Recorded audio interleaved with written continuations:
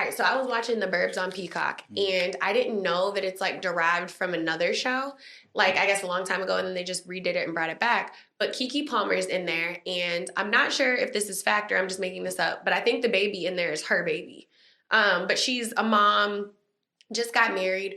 Her and her husband were living in New York. Something happened. They move out of their apartment and into his childhood home. And it's kind of following, like, they're interracial. So she's black, he's white. They're now, like, and shout out to that because I love that Who's we're the white showing actor? that more. Do we know? I don't know him. He's been in stuff, but I don't know him. And he has, like, a British accent. So they move into a predominantly white town where, like, he was different. One of his childhood friends is Indian. He's different. Outside of that, it's all white people. So she's moving on this block, and it's the safest town in America, or the safest city in America. And that's, like, what they're known for.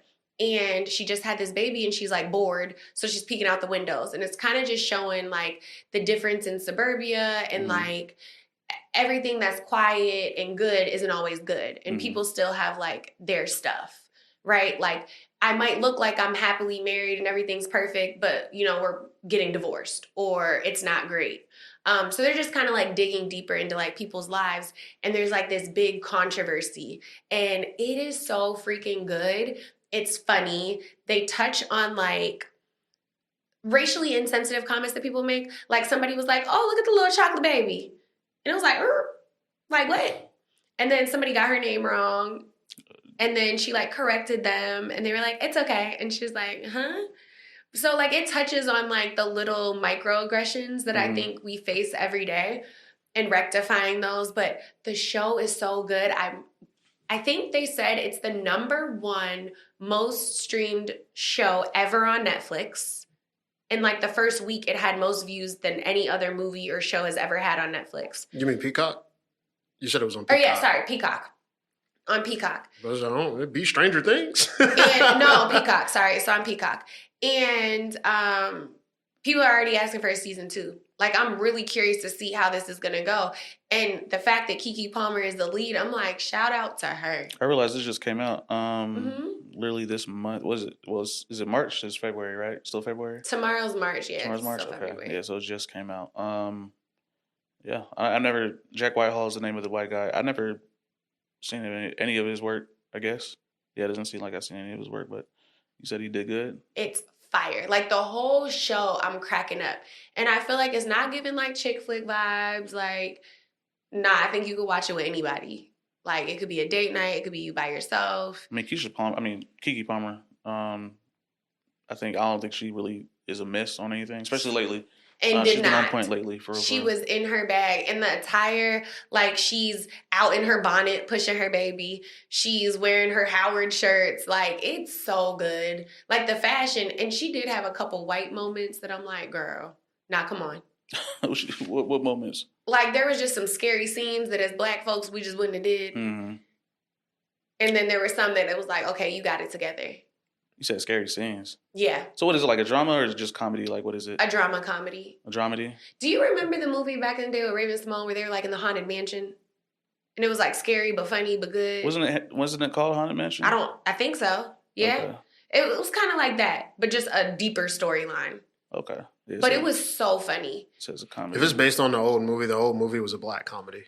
And I think it was a horror film. So, yeah. Or, like, not a horror film, but, like, it's kind of like scary under vibes. It's like the neighborhood's weird. Something's going on. So the house across the street, the little girl went missing. The Tom Hanks movie. And they never found her. Yeah. Oh. So this is like her getting wrapped up in that.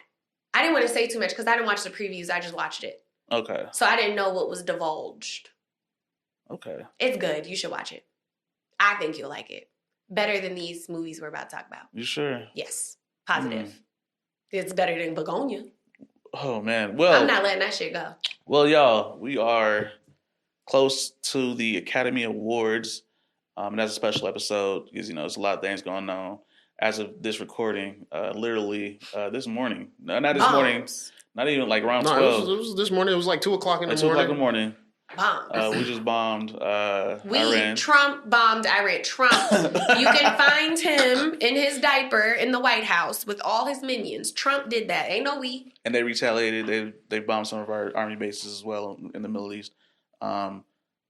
Dubai's getting backlash. And we will talk about all this in a future episode for sure. Because we want to see how it all pans out, right? Yeah. And on Academy Awards, what was the Academy Award where they was dropping the hard N-word? Because we called this. That was the BAFTAs. Every time we are correct, I'm going to draw attention. We said it was going to happen, and they doubled down, and they said Google AI had an oopsie and did not mean to type the word and say straight up, if you want to see an N movie, then you can. And then they said, oops, our bad. It was our Google AI. What are you talking about? What are you talking about? So after the interpreter allegedly has Tourette's and just kept Touretting and just kept saying it, and they could have taken it out and they refused to, they gave a half-assed apology and said, if anyone is offended by this behavior, oops.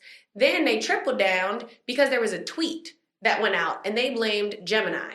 And they said it was not their fault. Gemini said it, but it was... I didn't see that one. That's was crazy. referencing the movie. It said if you want to see N-word movies, hard ERS. This is it. And then they linked the movie below. Yeah, I ain't see that part. And they released a statement and said it was Google. That's kind of crazy. Yeah.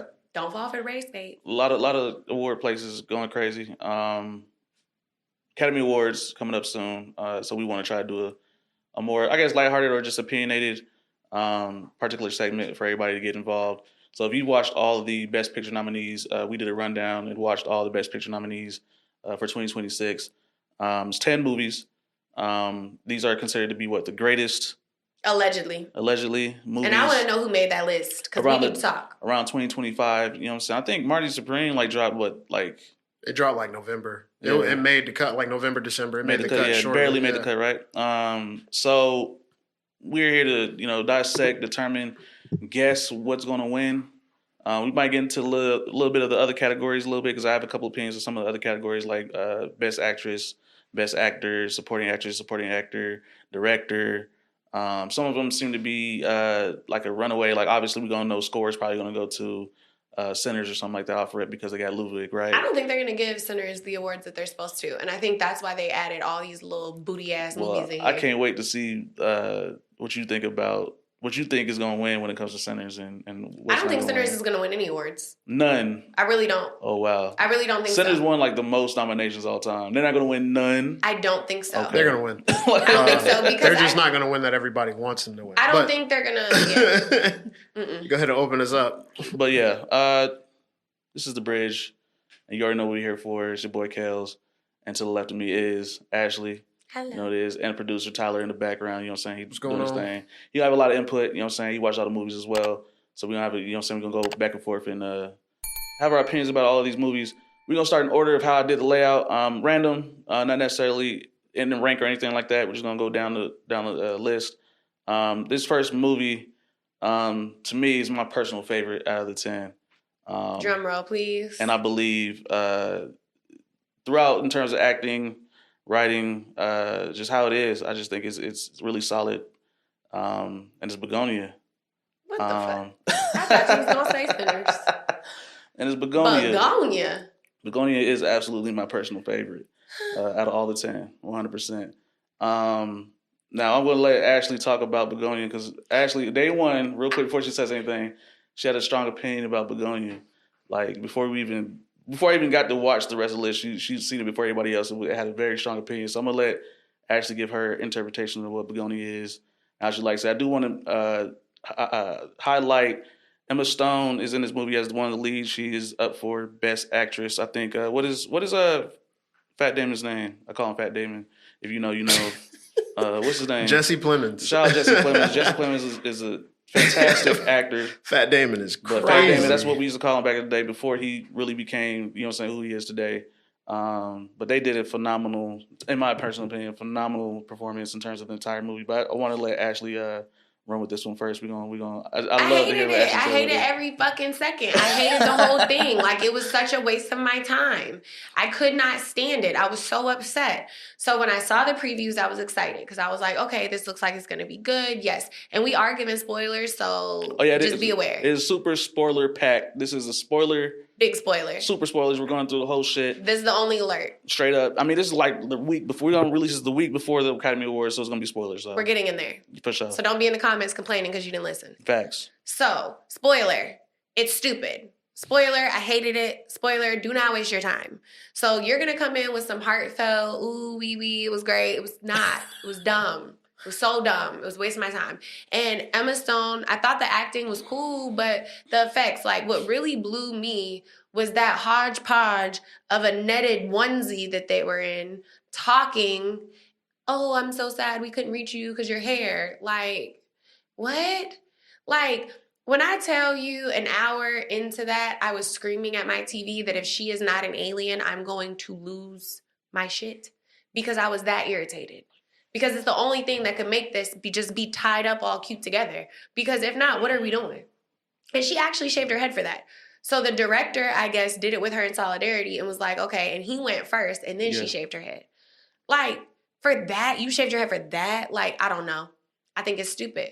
I think if there's going to be a Best Actress award, it needs to go to the person to play two people, not her in that. That's Best Actress and Best Actor is separate. Oh, because she's the lady? Yeah. Okay. Yeah. Still dumb. Still dumb. It was dumb. I was not here for it. I don't get, like, what's the feel-good moment? What made you so, like, ooh? So, I talked to Tyler about this. I watched a lot of Korean movies. Back when Netflix had, like, the Korean movies on point. If you know, you know. They was going crazy with them. A lot of Korean movies are, like, dark comedy anyway. You know what I'm saying? Like, they have, like, a funny, but they have, like, a dark element on the side of it. So, if you've watched Begonia, you know, it at the very surface, it seems as though the guy is losing his mind. Like, he's just, something's wrong with him. He had a traumatic event. He's off. Him and his cousin, it seems like they had a traumatic event. His mom's got sent to the hospital. They had a coma. It don't seem like it. Both of them niggas is off. That's fucked up. But aside from them being stupid, I think, to your point, at the beginning of the movie, she seems very scripted. Like, when she's talking, it's giving you're either very well PR trained or you just don't care about people.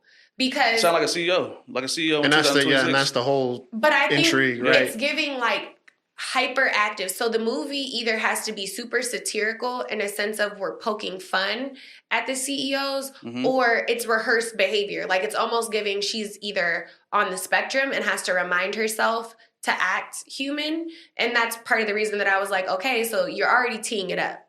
Because it was giving, like, okay, I hope you have a great shift and you can go home early because we believe in balance and only 40 hours. But if you did not finish your assignment, you can finish your assignment, but only if you have enough time and only if you feel like it. But remember, we do prioritize you finishing your assignments. But feel free to go home at 5 if you want. But no, if you can stay, you can stay. But only that's if the you point, though. Yeah, that's the point. And that's what's supposed to make you be like, maybe she is an alien. Did you see the? It's a video that went out there about the McDonald's CEO eating the Big Arch burger, and they're like, he doesn't even know how to fucking hold a burger, or eat a burger. And that's why I said it could be autism. It could be like you're on the spectrum. Like, I'm not trying to poke fun, but it's almost like a lot of times with, like, autism, you have to remind them to have, like, certain social cues, and it's almost like you have to remind them, like, okay, be softer, do this or do that, and that's what it was giving. Like, as she's saying these things, she's like, okay, well, wait, is it too dry? Am I offending somebody? Okay, but I don't want to break HR. But so it was either giving. It was just really a PR train, like you said, very PR trained. Like, it was very rehearsed. I mean, that's how a lot of people envision CEOs, that they're really well trained, really well rehearsed, but don't really care about what they're talking about. It's just very PR. You know saying it to get it out there. Yeah, so, you know, like I said, she gives you that. That's the performance she's giving. That's who she's supposed to be representing. And then on the other side, you got this guy who seems to be having a mental breakdown. His cousin definitely 100% has some form of autism or something like that, right? Something is off, and it's bad because you're looking at his cousin who's having a mental breakdown, but, you know, he's not autistic, but he looks like he's clearly special needs. He's influencing his special needs cousin to do what's considered, you know, bad shit, right? And so they kidnap somebody, to kidnap the CEO and whatnot, and put her in the basement. So it's like, in the very surface, like, damn, he's really manipulating his cousin to do something terrible, and he's getting everything wrong. But the twist is that basically everything he said was 100% true, which is he believes that the CEO was an alien, and that they're trying to manipulate humans on the earth to do shit that they want them to do. But even if that's the case, like, and this is where we get into multi-layers, and this is probably why I was like, okay, I don't care. Because you did all of this for what? You was going to go to space and tell the aliens what? Like, and this is where it comes to white folks, because there didn't see any people of color in that movie. But white people have such an inferiority complex that they have to fix everything and do everything. Because what in your little peanut brain did you think you were going to go up there and do? You were going to make her take you to space and tell them, stop it now, buddy? Stop telling us what to do. He thought he was saving the planet by figuring it out. I mean, of course, it's a half-cocked plan by an average person. Exactly. Right? Like, it's not. This nigga was. He not was no far out of his depth. genius. And yeah, 100%. then we skipped over the part where him trying to prove his point.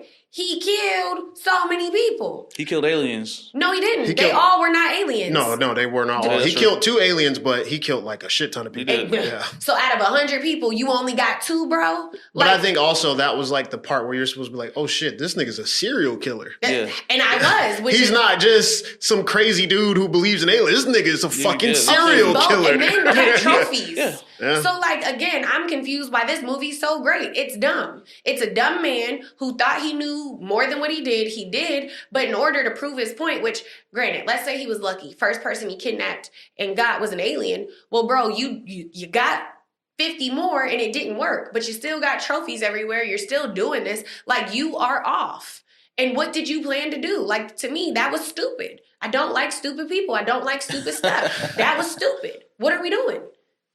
Hey, buddy, you better stay off Earth or else what? Now you're in space. Yeah, for me, it was the direction of the audience is supposed to look at him as like I said, he was a troubled person who's going through some shit mentally. But by the end of the movie, you realize that everything he was doing, he was right about. So instead of you looking at him as though he's like some kind of mental case, it's more like, okay, actually he was on point about some shit. So now it kind of forces you to rewatch the movie with the perspective of, hey, she's an alien. But I did watch the movie with that perspective, and I still was not understanding what his ultimate plan was. But you weren't fully convinced because you were like, this bitch better be an alien. Oh, but I was going into it waiting for the shoe to drop. And I mean, it just took a long time to drop, but I was thinking the whole time, like, she's an alien. So even now, like, with the knowledge, it's essentially kind of a different movie because you're like, this nigga's right. So now you're watching it from the perspective, you watched it from the perspective of, if this nigga is not right, this is fucked up. No, but then if you watch it from what I'm saying, the viewer. I'm saying the viewer. He's fucked up either way, exactly. But you're watching it as a viewer like, this is very fucked up. And that is a regular woman. She's just weird. And she just accidentally killed his mom, right? He had his reasons for thinking he was doing the right thing. But not to say they were good reasons, but that's the whole thing. But then you watch it again and you're like, she is an alien. So you're like watching him and he's like convinced, like, yeah, you're an alien. I know you're an alien. And you're like, damn, he's right. But like, is this how you go about it? And ultimately he fucks himself up because the aliens came to Earth to try and protect them, to try and make sure the Earthlings were fine. Right. And once she realized, it was essentially trying to prove that humanity was worth saving. And it's not. And then because they're not. Exactly. And so she was just like, fuck them, kill them all. But even with all of that, I feel like the storyline itself was annoying because it's always a woman. Like, so a high-powered woman who's running a company, who's doing the same thing that men do every day, must be an alien. Because how can she do it? She was, though. Right, but you don't get how that's a problem. I can get where you're coming from, and then the people but that he was I think killing this were is more of majority women.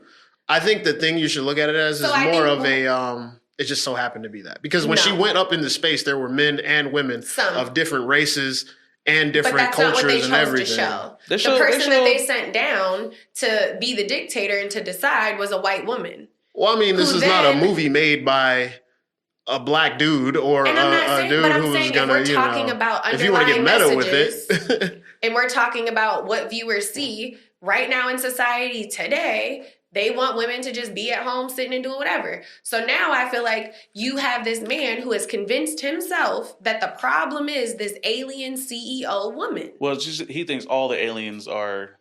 He just realized that she, who was directly the person who put his mother in a coma, which is also a big piece of why he was targeting her. Because I mean, she did put his mom in a coma, and then lied to that nigga about an antidote to have him kill his moms at the same time. Why would you believe it? Why would you? What? I mean, he's desperate. You know what I'm saying? Like I said, this is a low intelligence person with a half-cocked plan who found something out and was trying to save the world. It's tragic. It's a tragic story. But like I said, like how I look at movies is, I look at every movie like a magic trick, right? I go into it with pure disbelief. Like I'm not trying to like extrapolate the whole magic trick. I'm just watching you do your performance. I'm going to appreciate the performance. At the end of the performance is when I start dissecting it, right? And like determining, what's going on. I dissect while watching. Yeah, I can't do that. I think that will fuck up your movie experience. 100%. I need to understand what I'm watching. No, I just let it ride. You just gotta, you know what I'm saying, sit and chill. Because if you do that, your perspectives, you're gonna be coming at it from different perspectives. Because that's how you analyze shit. You try to if you're trying to dissect it, like while you're watching it, are you really watching it? Yeah, you're reverse engineering a movie while you're watching it. That's like you're watching a murder mystery and the whole time you're like, no, it's definitely this person. You can actually do that with murder mystery movies. With murder mystery movies, that's one of the only time, or murder mystery shows, that's the only time in which you can actually do that, and that makes sense. But the way a murder mystery is designed is for you not to be able to. Yeah, to do that. Yeah, facts. It's supposed to be a twist. The whole point of the twist is supposed to be like, oh man, that's crazy. But I'm not getting fucked up. Yeah, I wouldn't personally go into movies off the rip and like try just because I've done it before. I used to do it all the time, and I realized it was fucking up my perspective of movies. I don't think it messes up my perspective because I think while I'm watching it, I get to look for different things to see if I'm right and I think that's how you find these Easter eggs without having to watch something 50 times. Because most of the time I don't rewatch a movie. So it's like if I'm watching it now, I can see the little things. Because as I was watching it, I'm like, oh, she's an alien. Like, okay. It made me think like, okay, now, if she is just a human, why is she being so weird about putting the lotion on? Why is she tripping about her hair? Like, so for me, those things were easy. And then at the end, it just wrapped it all up. And it was like, okay, you were right. Yeah, to me, I was just thinking she was going along with whatever he's saying just so she could survive. It was points in which she got electrocuted heavily. And I was like, what the fuck? And then she was like bossing this nigga around after that. It's a lot of nuance in it. You know what I'm saying? And I think, if you guys watched it, or if you watch it later on, you're going to be like, what the hell's going on? So you gave it a 10 out of 10? Not 10 out of 10. I'll probably give it 8.5 out of 10. 8.59 out of 10. I will watch it again. It's going to get a 4 for me because it was lazy. That end wrap up was very lazy. It was very lazy. I did not like that. I thought it was solid. I'd probably give it an 8. It was solid. It was a solid movie. Fuck with it. It was a solid movie. So shout out, y'all. It's the way Jesse Plemons' character played it, and then the dude, his cousin, like that shit was crazy. Oh, the dude played his cousin. His cousin was like, he did a great job. He was straight up with the like. I was like, damn, you really exploiting this nigga right now. Yeah. It was. And his character made me so sad. Like I knew where it was going, and she couldn't. And I'm like, yeah, she's for sure an alien. Because how can't you tell where this is going? Yeah. Like, was, okay, bye. So y'all see the two different interpretations. I think y'all should watch Begonia 100%. I think you should watch it at a later date. Like, it shouldn't be high on your list of things to do. Like, watch it just for shits and gigs when you're bored on I don't know, when you need to clean up. Maybe while you're folding laundry, a long laundry day. Yeah, long laundry day would definitely do well. But, I mean, that was a long movie for nothing. That is a fact. It's a long movie. I ain't gonna say nothing, but it's a long movie. It's not the longest movie on here, though. No, hell no. So, next movie on the list is a movie I think everybody liked this one. I think he's liked this movie. It's F1. It was okay. Shout out Brad Pitt. Shout out Damson Idris. So to me, this is the typical sports movie. From the beginning to the end, like 100%. If I want to go into it, honestly, it's like, old head comes out of retirement, balls. You know what I'm saying? Like that's really all it is. You feel me? And life lessons and shit like that. And not heartbreak, but thrills. It was heartbreak. Thrills and just heart tugs. You know what I mean? Directed by the dude who did Top Gun Maverick. Jerry Bruckheimer, yeah, Pirates of the Caribbean. Facts. Yeah. I like the main actor, the light-skinned guy. He's in a lot of stuff now. Light-skinned dude? Yeah. Which light-skinned dude? Damson was in it. Damson's dark-skinned. Yeah. That's Snowfall. Yeah, shout out Damson. No, hold on. Brad Pitt's in it. Brad Pitt doing Brad Pitt things. This is Brad Pitt in his prime. Well, not even his prime. The nigga, 50? He's still in his prime, though. I ain't gonna lie. No, it was a really solid movie. I like how he was a wanderer. Like a wanderer in the racing world. He went from NASCAR in the first movie. In the beginning of the movie, he did F1. He was an anime character. Then he ends the movie doing fucking dune buggy races. That shit was crazy. But I think the movie, I really liked it because I liked how it was able to really pull you into the world of F1. And I ain't never gave a fuck about F1. I ain't never cared about NASCAR, F1, none of them cars running around. So my gripe about F1 as a sports movie, it's F1. Like, I don't think we've ever had a movie that was like NBA, MLB. Yeah. We never had that, right? So with that, you would think. But we have movies that showed that, though. Because look, mind you, they show some of the F1 drivers. They showed Lewis Hamilton. I think they showed Max Verstappen. You know what I'm saying? Like they had some of the, but they didn't have any voice roles. Like they didn't have any real. They didn't include themselves in the movie. Cameos. But they're cameos. Think about it like this. In the movie, like even Space Jam had. Think about it like this.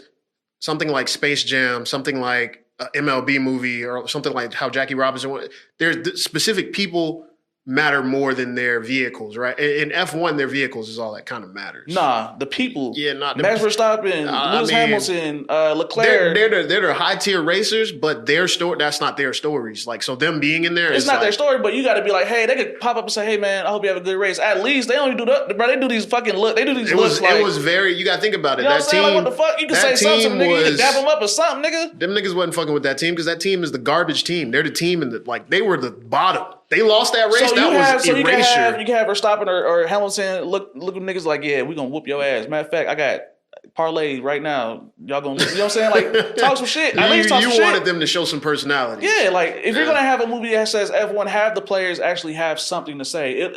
I think I told you this. It seems like a sponsorship for F1. The whole movie seems like a pure sponsorship for F1. Wasn't F1 out around the time that the movie dropped? Because then they dropped the show with Brad Pitt too. I think So they were doing the filming and stuff while there was an F1 circuit going on. Yes. They did the circuit. That's how they get free money to film the movie. So yeah, but that was my main gripe. That was my main gripe. Honestly, it wasn't really nothing major. Just I feel it was a solid sports movie. To see a movie like that, seeing the engineering of like how they actually make the cars was fucking dope. The actual technology, all of that shit. I think the exercise is the thing that people don't realize. You think these people are just in there just getting in cars and driving? No, I'm just making. You gotta. They gotta work out because the G forces that you feel on that shit is like pushing you. So pushing anything, it feels like you're being pushed back by a wall of force. So just to see them working out. How important even Damson, the crash, like we got to see a lot of key moments, like the crash. We saw pitting. We saw like how they overtakes on turn. It was really good. Yeah, really good. And I've never looked, like I said, I never looked into F1 like that. Never. Never. I would like do like Forza or like Need for Speed or something like that, the regular street racing type shit. But like F1 was really, really, really cool. It's different in the car, the infrastructure, the size, the weight, the tires. Like it's a very different race than traditional NASCAR. Yeah. Yeah. As far as like production is what really got me. I like the filming techniques that they use where they rigged an actual camera inside an actual F1 car. You got all the angles. Driving in those F1 cars. The sound design was amazing. It was all really cool. This will probably win sound design for sure. It might win sound design for sure. It's really because I think the sound design was just on point. Cars, you hear the engines, you hear the whine of the tires, the different It was cool. This is a movie I wish I'd seen in theaters. 100%. Yeah, same. I saw it on a flight. Yeah. Definitely a theater movie though. for sure. No, it was a good movie. Shout out, you know what I'm saying? On my list, I think it's more on the lower back end because I would give this an 8. Yeah. I'll give it an 8. I'm gonna be honest. I think most of these movies hit at least an 8. Yeah. I don't know about that. I think most of these for me. I mean, it's your opinion, right? Yeah. But solid actors like I said, Damson Idris and Brad Pitt. We should have had you pick your movies that you would have picked. That's what we should have had. We should have had that.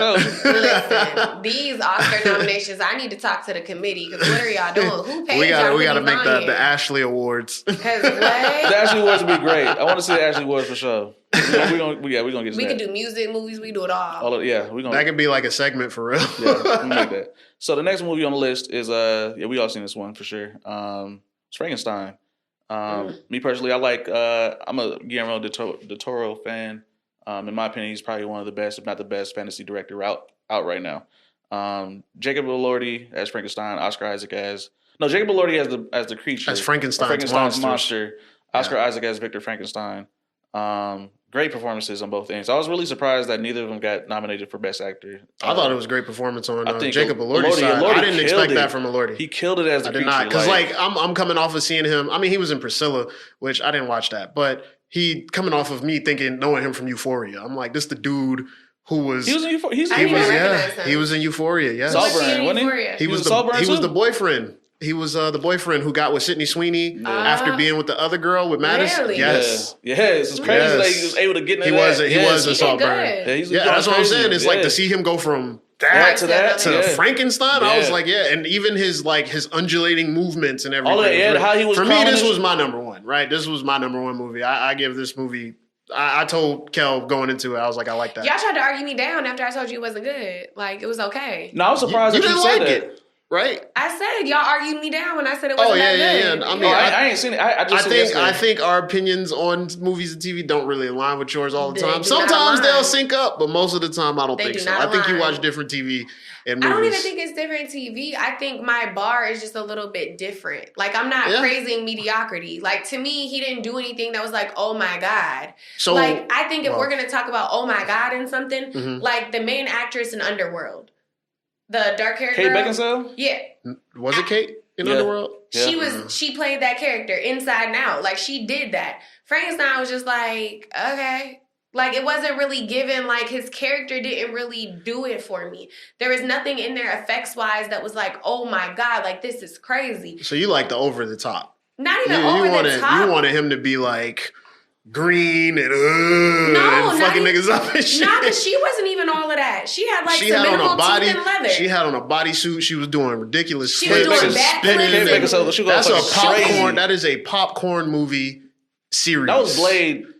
That was Female Blade. Female Blade. That's a popcorn movie. But the effects, I feel like if we're going to talk about who was acting and who put on, like, you're over here like, he walked slow. I don't know. Like, I wanted just that. The thing about at least, what I look at in acting is the nuance, all right?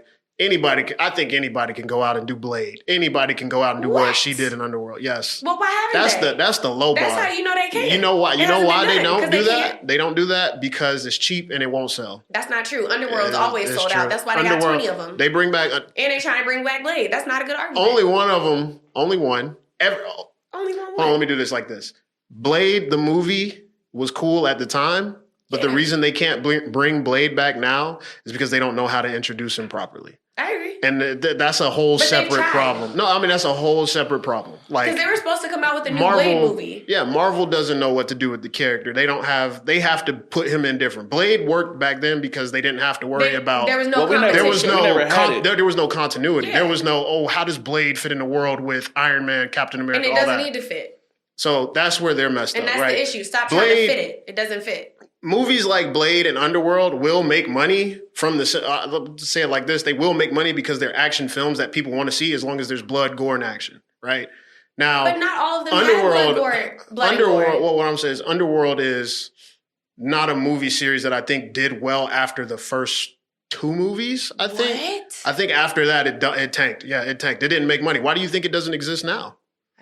Blade doesn't exist now. It was making money. No. The third movie was very bad. Really? Yes. Blade 3 was so bad that they CGI'd with Wesley Snipes' eyes. It was really Wesley Snipes. It was the one with Ryan Reynolds in it. And Jessica Biel. Triple H. Yeah. Yeah, see, like movies like that, right? Like the Underworld is like actiony. So, and that's where the conversation always is when it comes to movie Academy Awards versus like that. The Academy Awards go for movies that people look at that are like this, and people are like, that movie seems boring. And then there's like, what about the Avengers? Why didn't the Avengers get nominated for an Academy? Or why didn't this? Like, even when we get to Sinners, like Sinners isn't a typical popcorn movie. Correct. Like he could have made a typical black nigga popcorn movie. It's not. Right. That's why, there's a difference. Right. So you can tell from like how the story unfolds. I think back to like Shakespeare. Mm-hmm. And then I think like if Shakespeare was still making films, what ideology would he use? And he would use more of an ideology of a lot of the films that work this way because they don't necessarily front load all this information. They slow burn you. It was a very slow burn. It was a very back and forth. I thought it was interesting because of how he retold Frankenstein's story. It was good because you get like the monster side of the story, and then you get to unpack it, which I did like. Yeah, his story was great. I mean, it is the Frankenstein story. It is the best interpretation of Frankenstein that we've seen on. And I like how he unpacked it with like I like how Oscar Isaac was just so out there. This nigga thought he was God, right? Yeah. And the crazier thing, and me and Kell was talking about this, is like to think this is based on a book written by a woman during the 1800s where a dude would have taken this story and be like, nah, she ain't wrote that shit. Right. So it's like to even see her work live this far to these kinds of points is kind of, I mean, it's considered Frankenstein is, and to see a Frankenstein movie in like from Guillermo is a very monster. He likes monsters. That dude loves monsters. I mean, he's the best at I just liked how he created the the ideals behind it. And like I said, Jacob Elordi, I get where you're coming from. With the story itself Kate is like good. flipping and it's being good, the character. Yeah, she's but definitely it's tired. I feel like there could have been more. And I feel like it was just a little flat. Like, I get the story. I've read the story. Read it the felt book, too slow for you? Or? It was very slow. It was very back and forth. The random love interest. Like, it was just like they were trying to modernize it, but to me, it fell flat. I just feel like there could have been more. Like, it's very C work. I don't think it's like, oh my God. Like, when we get into Sinners, like, that's a work. Like, you got one person playing two people, wearing different shoes, doing this. Like, oh, you walked around real cool and sluggish. Like, nah, bro. Like, I need a little more. And I feel like a lot of these movies keep getting pushed because it's mediocrity. Like, oh, wow, well, we've never seen Frankenstein like this before. Two things can be true. We can have never seen Frankenstein like this before, but it could also just be average. Like, he did a really good job, but it's still like it's just falling flat, in my opinion. I mean, if that's how you feel about it, you know, I can't tell you to change your opinion on it. I'm just like saying. Y'all stuck on a boat I'm just stating what I felt about the movie. Let go of the man. And we hear what you say. I'm sure this conversation is going to be the same way when we get to Sinners. So. Mia Goth was also in it. Probably great performance by Mia Goth. Because she did the trilogy. What's it called? The X. Oh, the X, Pearl. Yeah, like that. Yeah. I haven't watched all those. Yeah, those films were weird. Yeah, Maxine, X, and Pearl. Yeah. That was really I think she did good as the love interest. She was interesting. Yeah, no, she was good. Rate it?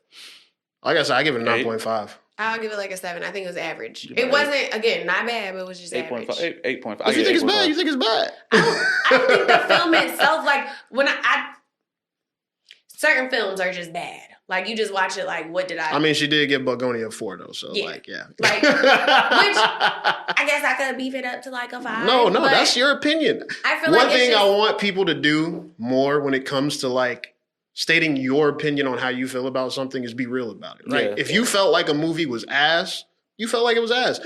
All I can do is state my opinion. I'm not trying to change your opinion. Yeah. I'm just telling you why I think it was that, right? So I thought it was good. I thought they did an okay job with the effects, but nothing was like, yes.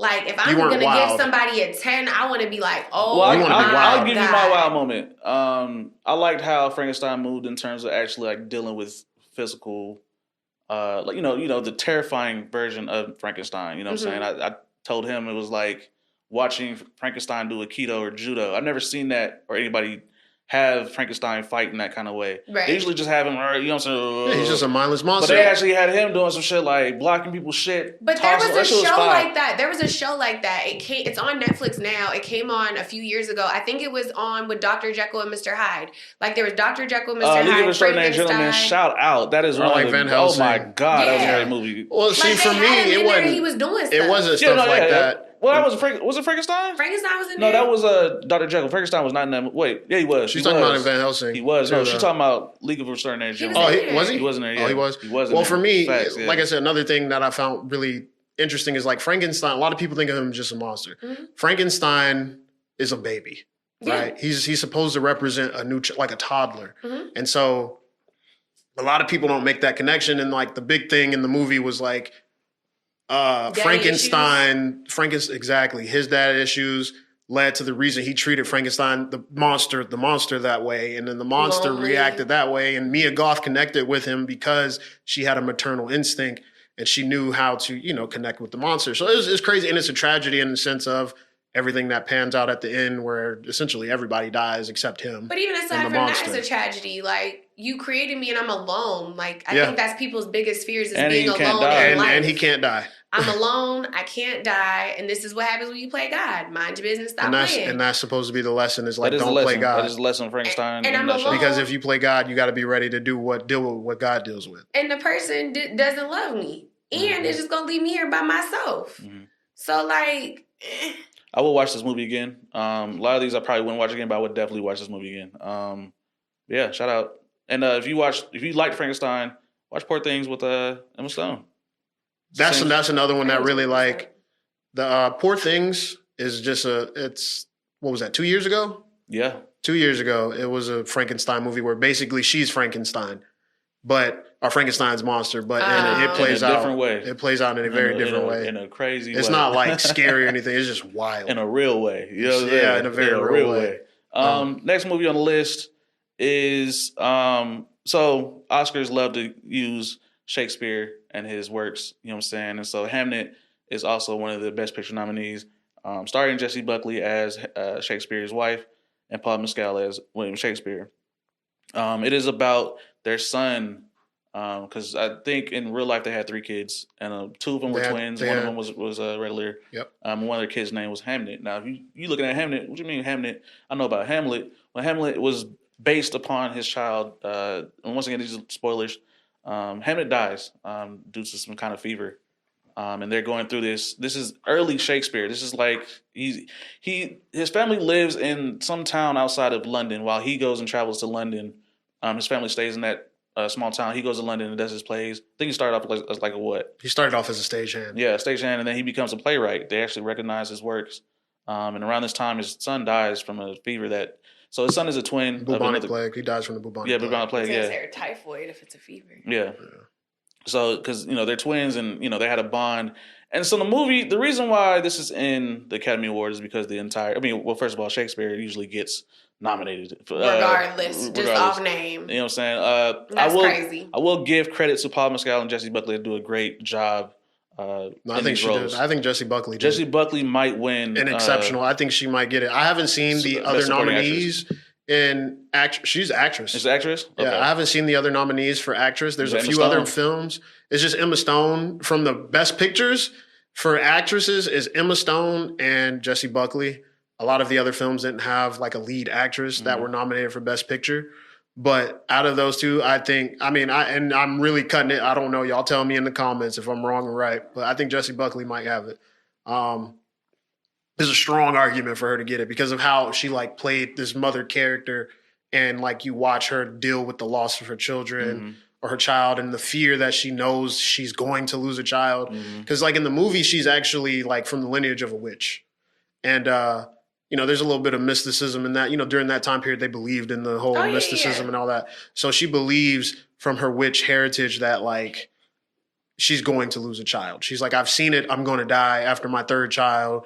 And she's like begging and pleading with Shakespeare. And Shakespeare's like, but I got to go work. I got to make money for the family. Right. And, this actually ties in very well with like Train Dreams, which we'll get into later. But I thought it was a really, really, really good movie. I didn't think I was going to like it. I thought it was going to be like, this is slow. It's definitely one of those movies in the list. I was like, I don't know how I feel liked about it. I think that was another like really highlight good for me. I give that one like a 9 because like that one was, I really liked it. Like I didn't even, and personally, I've never really known like the Hamlet story like that. Like we read it in school, but I remember Othello more because, it was about a black dude. I mean, Romeo and Juliet. Romeo and Juliet. We watched the damn modernized Leo movie like 50 as an adult, times. Realizing that they met, like that was a 3-day situation. Like y'all really going wild. They got it. They went crazy. Wild. Yeah. Yes. Yeah. But that's what people like, right? That's what people like in stories is like when it's such crazy dramatic love. Like this, like that don't make no sense in real life, but in a book, it's like, damn. I mean, it happens. That's why y'all on social media arguing.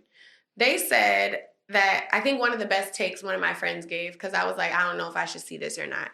And I don't like timepieces, so I'm already like, I know there ain't gonna be no black people in this. That makes sense. Yeah, definitely not. No, there were no black people. So it's just like, okay, what am I gonna give it? She said, and I'm gonna read this text.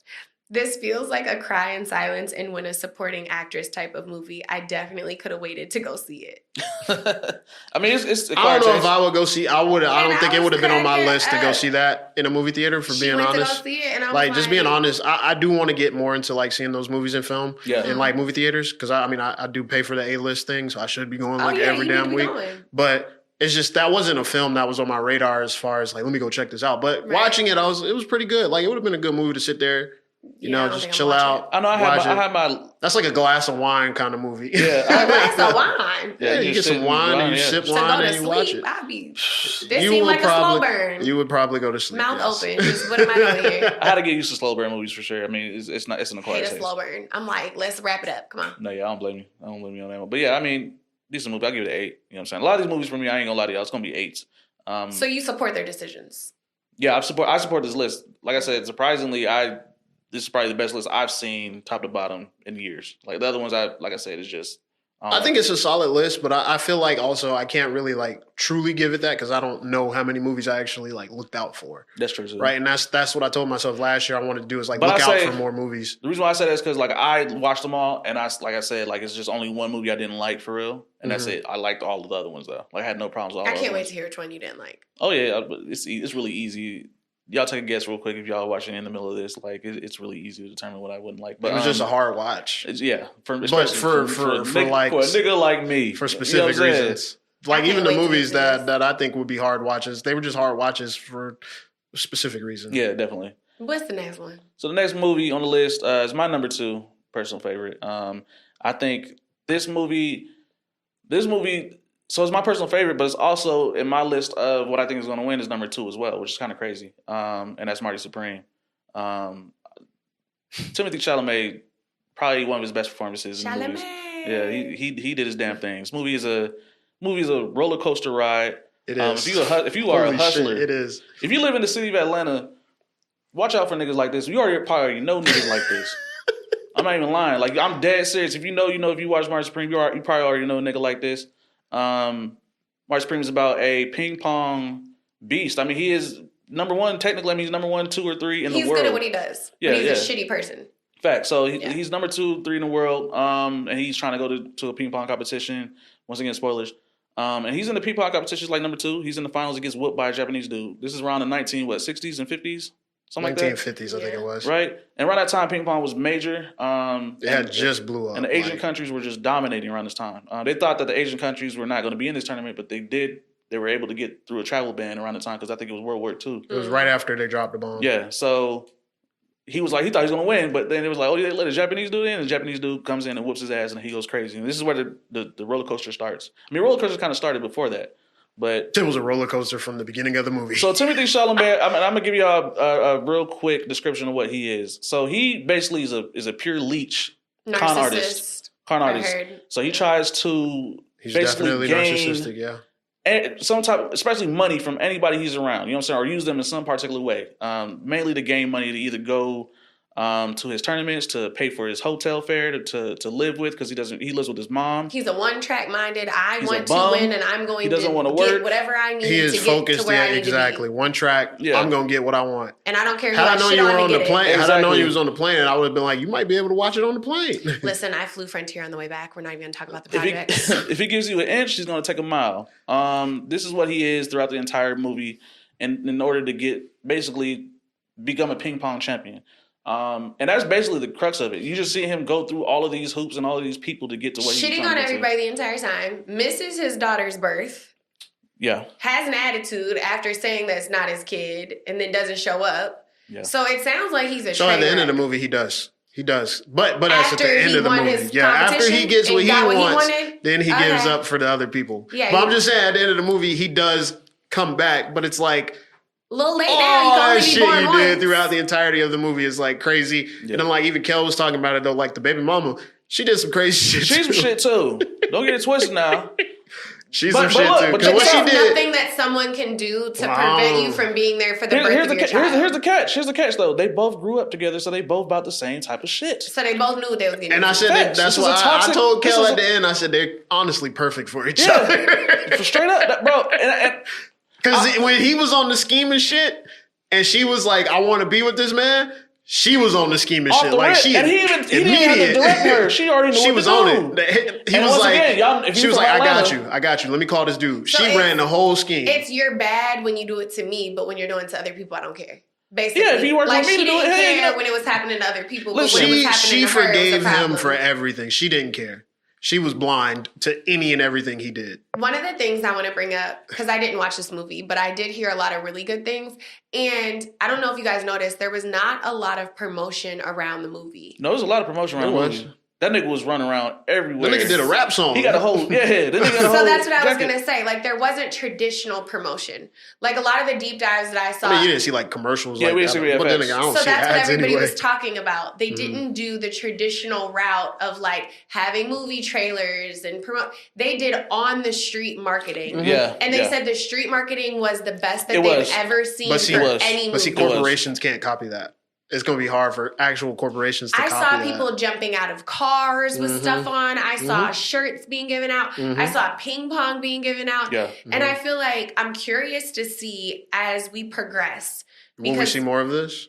Or just what out of the box marketing are we going to see? Because it does get tiring, like with the standard trailers and everything. And it's like, I think like the marketing there was just, that's very Timothy. Like, it looked really cool. That's very him. Like, I think he has an ear to like the ground. What's like going on? What Gen Z will pay attention to. I mean, he's also considered like a realistic.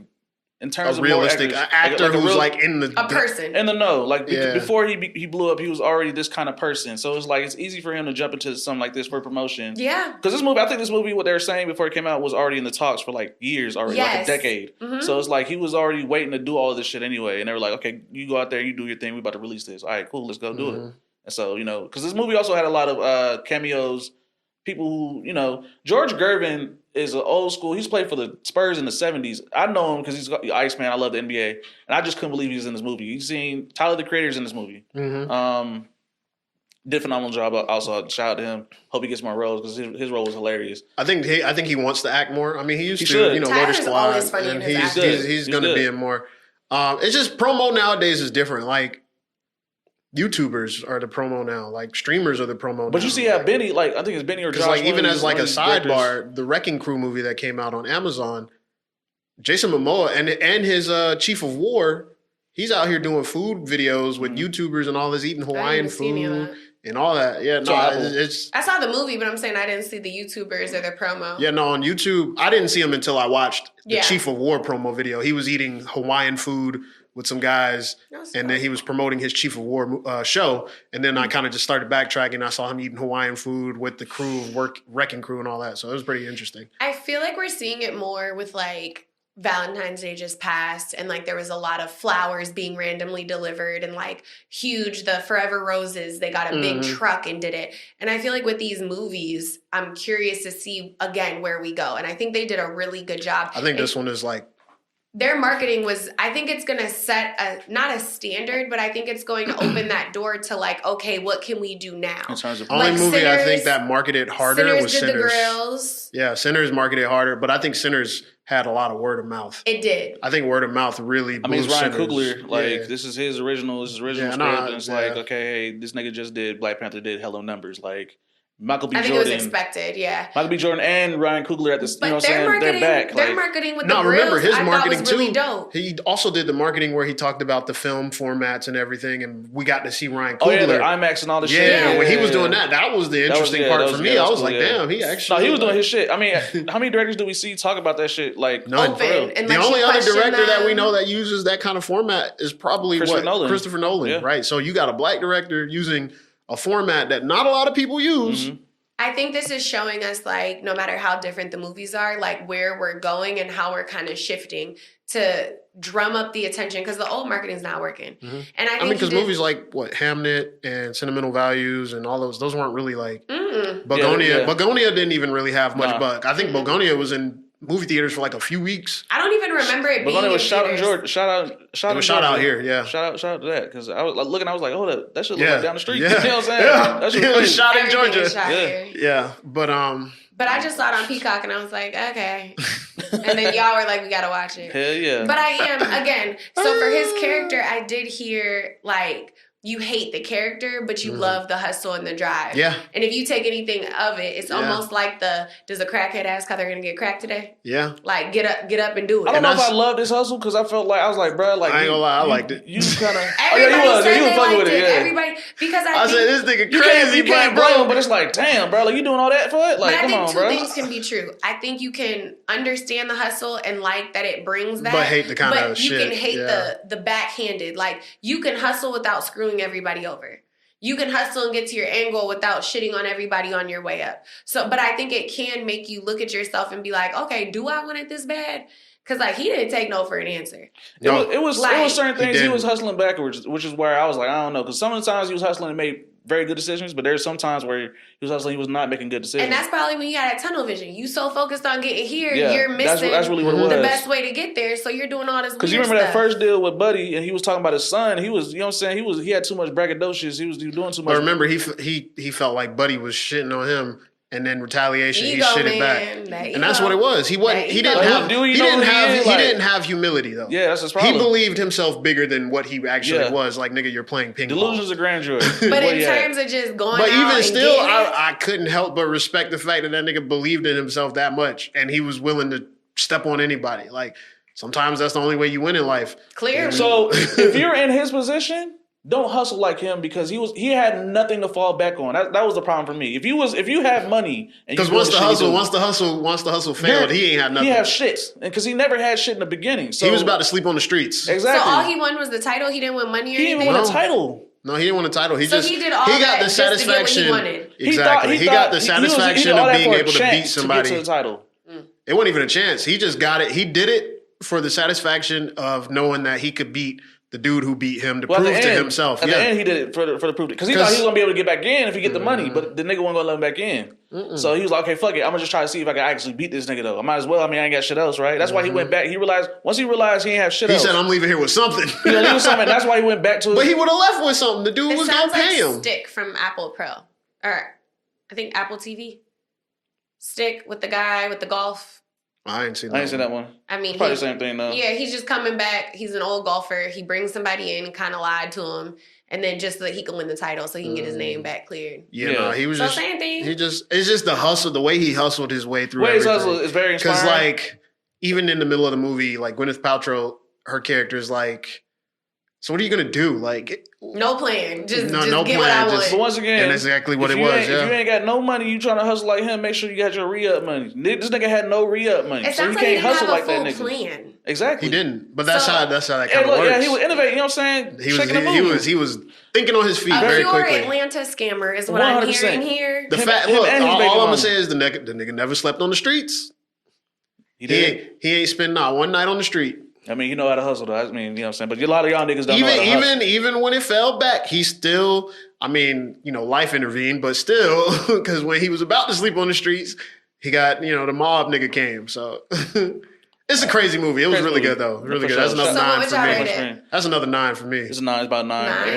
9.5. That was my second. That was my second. It might win. It has a strong chance to win, I think. Is that one? I didn't see it, so I don't have it. Is that one and the next one? These are the two that I think have the highest chance of winning. So this next one, I mean, you probably heard it already. You know what I'm saying? This is one battle after another. Shout out Leonardo DiCaprio. Shout out Tiana Taylor, Sean Penn, Benicio del Toro. Debut from, what's her name? Do you remember her name? Who? The light skinned girl. Chase Infinity. Fantastic performance from Chase Infinity. This ain't her debut. She's acted before. This is her debut film. Her film debut. Is it really? Yeah, it is. Her rookie. I swear she was in another movie. So she was this supposed movie to be in the Thomas Crown Affair, but Tyler was trying to explain this movie earlier. I don't think you can explain this movie. I think you have to really go into it. Whatever I tell you about this movie, if you've never seen it, it won't encapsulate your experience watching it.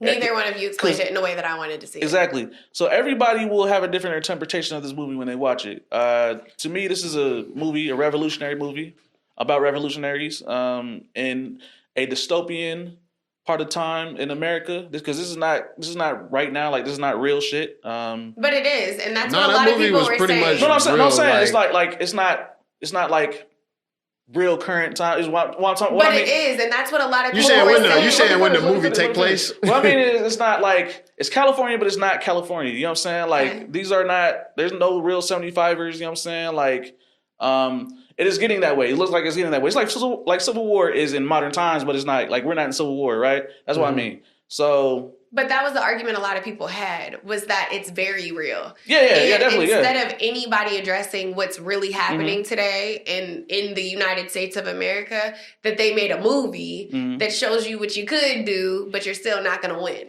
That movie's in the future. And it takes place in 2041. 2041? Okay, in an alternate reality. Alternate reality is what I try to say, yeah. So that makes sense. So... In which it could be because it was like it had like a retro look, but it was also futuristic. Like it looked like it was taking place in like the 70s, maybe 90s. I didn't even know it was 2040. Did it ever say that in the fucking movie?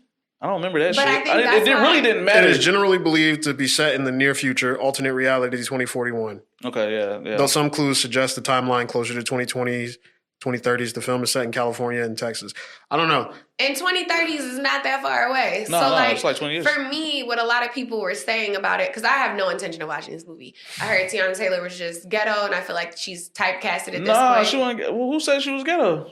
They said her character was very this like. Is why you gotta watch her. it. Don't look at it. Don't look. Watch it. Sit. Please, for me, you need to watch this movie. I want to see you watch this movie. I'll try. It's a good movie. It is. Well, okay. Even if I say good movie, it's not really a good movie to you. So, but I think you should watch it though. Honestly, I don't know. She's already formed an opinion about it before watching it. I think you would like. I think you would like the characters in there. I'll check it out. But a lot of what they were saying was that like. It's a timepiece that people are trying to, instead of addressing what's going on, they're just going to push it off on a movie. And we're not going to talk about like what's really happening, because a lot of it had to do with race. A lot of it had to do with politics. A lot of it was like you're uneasy with what's going on. So you're trying to step out, but it doesn't work. So you might as well not do it anyway. So there's a lot of like back and forth. And I mean, we've seen it. We've seen it with Hunger Games. We've seen it with Divergent. We've seen it with Maze. We've seen versions of these, like trying to speak out against the system in a dystopian future and it not working. It starts with art. So it always starts with art. I was about to say, yeah. It starts with art anyway. Like that. I mean, that's what how did you feel people. about it? Was so like, ooh. The imagery, everything. I mean, from start to finish, I think, like I said, like you said, or like you read, basically it starts off there, revolutionaries, right? Mm-hmm. I would say a lot more militant version of, and way more multicultural, because what people don't know is Black Panthers were actually multicultural. Yeah, mostly Black, but also had some white people in there, Mexicans, Asians in there. Because everybody was oppressed. Yeah, and this one was really multicultural. I mean, Black people, white people, and they were all treated equally. It was like a real family type revolutionary group. And they were out there basically freeing Mexicans from like, camps?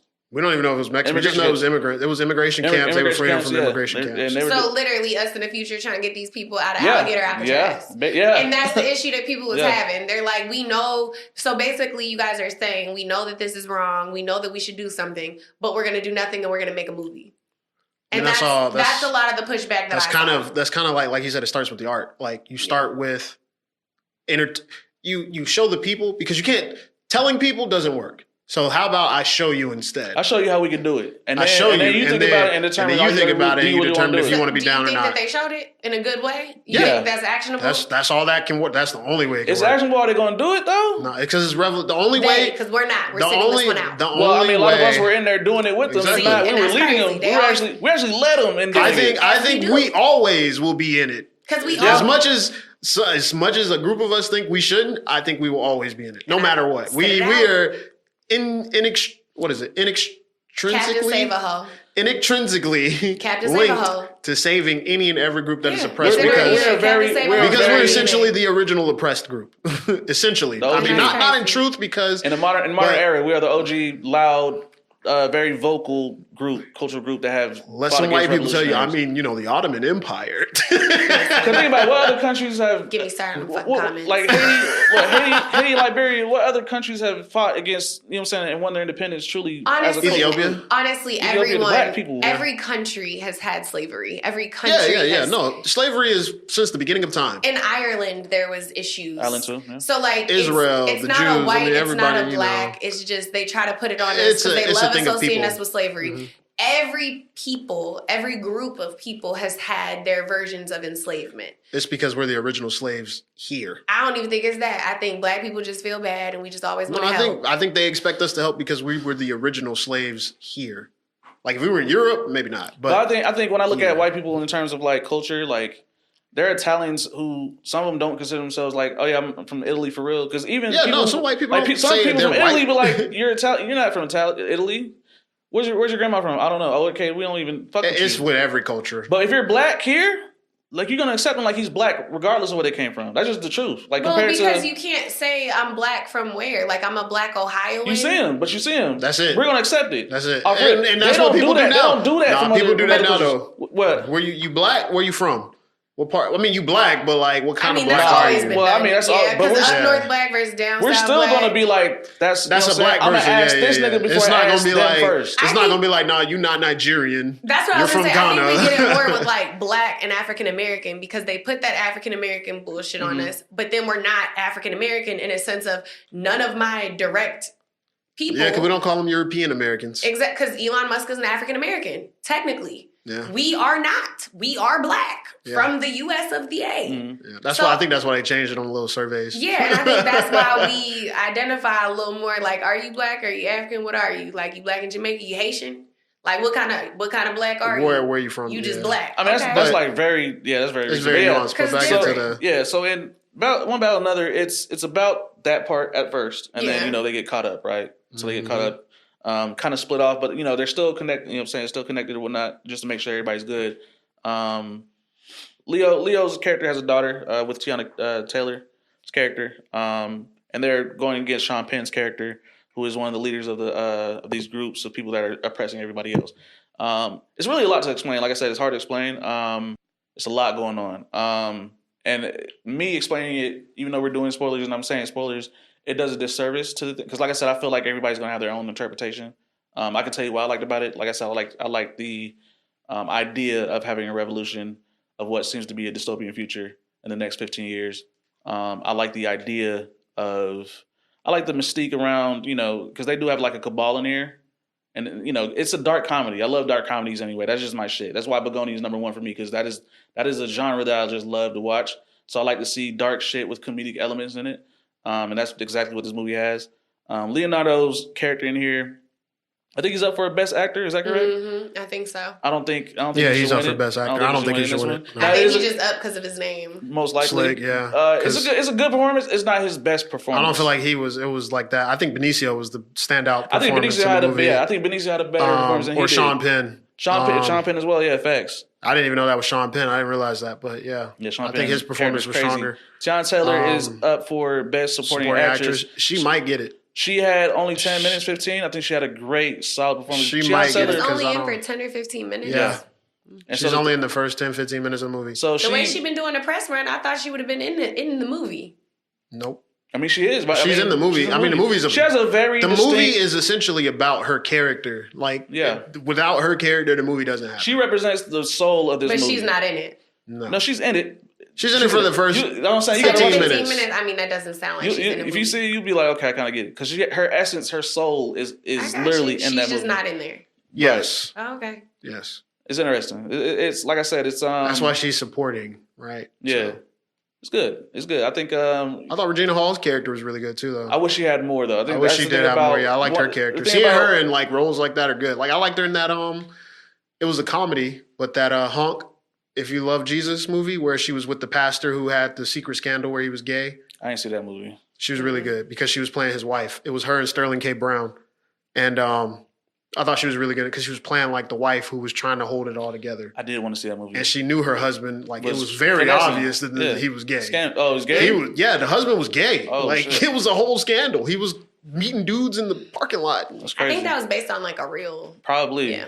I believe. We can't say no names. I ain't want to get in trouble, but yeah. What would y'all rate this movie? Would you give it a 9? It's an 8. 8? Would you rate it? 7.5. 8.5, 8. I give it 7.5. It wasn't really that. I didn't really like the plot that much, personally. I think it was absolutely masterclass in the first hour. I think it fell off at the end. I just didn't like the plot. It became. So they got lazy.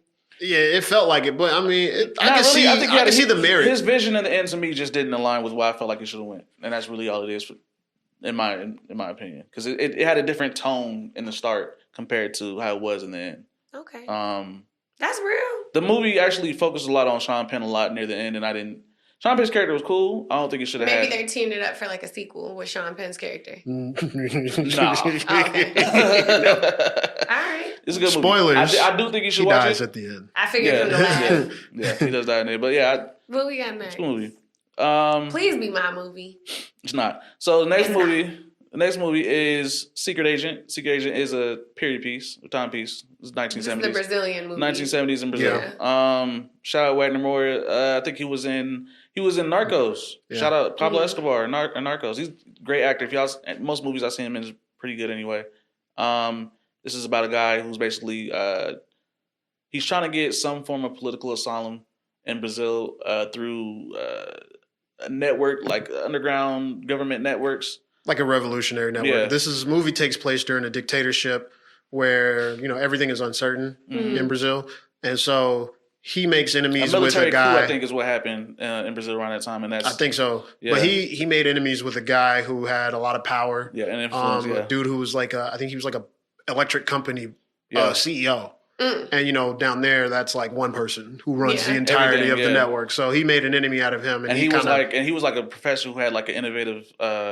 He made something that was major to their shit, and he was about to expose him. Mm-hmm. He was a really smart dude, and they were sending people for him. Not a lot to explain. One of these movies, the whole movie's crazy. It has a lot of elements out there that kind of throw you off a little bit. A lot of shit going on. It does have a few different... A lot of shit going on. The beginning of the movie starts after you see him at a gas station. There's a dead body just at the gas station. And I guess that was supposed to set the tone of like, this is the type of world that they live in. In 1970s. There's a dead body sitting here. The cops pull up. They don't give a fuck about the dead body. They want that nigga money. They want his money. They trying to shake him up like, hey, bro, you got $5? You ain't got $5? Then we cut to a scene where there's an autopsy and they pull a leg out of a tiger shark's mouth. Mm-hmm. They said a lot of the movie This is during Carnival, by the way. This is probably why a lot of crazy shit. That's another thing. Carnival was going on. Exactly, yeah. They said that a lot of the movie was like wow factors, and a lot of it was like to shake people so that it wasn't like... Yeah, I mean, because if it didn't have any shock value, it would be boring as fuck. Very boring. Boring as fuck, yeah. I will say this is one of the two. This movie's a harder watch because it's in a different language. So you read it, or they have the awkward voiceovers? No. It was just it was subtitled. It was not dubbed. Yeah. So I had to watch it. I had to watch it subtitled. It's just a harder watch because one, it was in a different language, and two, it touched on topics that if you're not fully knowledgeable about, you don't really understand it. Right. I had to do some research on the time period and why they were acting. The time period, like what was actually going on, who these different factions were. Like they were using names. Portuguese names for these factions. Like there was a revolutionary faction. There was this faction. Got it. There's a political party involved. In the 70s, as long ago as that seems, like my mom was born in the 70s. About 50 years ago. Like my mom was born in 1970. 50 years ago, yeah. So it's like, it seems like it was that long ago, but it's really not. No, that's within our time to be aware. Mm-hmm. I didn't watch it, but I heard good things. Definitely not going to read it. So it's a good movie. It's a lot of. It is a good movie. I'll definitely say. Because there's times. I mean, there's moments in which the revolutionaries are basically like that. He's aligned with. They put him into like this group home with other refugees, right? And so they're all talking about their story and who they are. There's African refugees there in Brazil.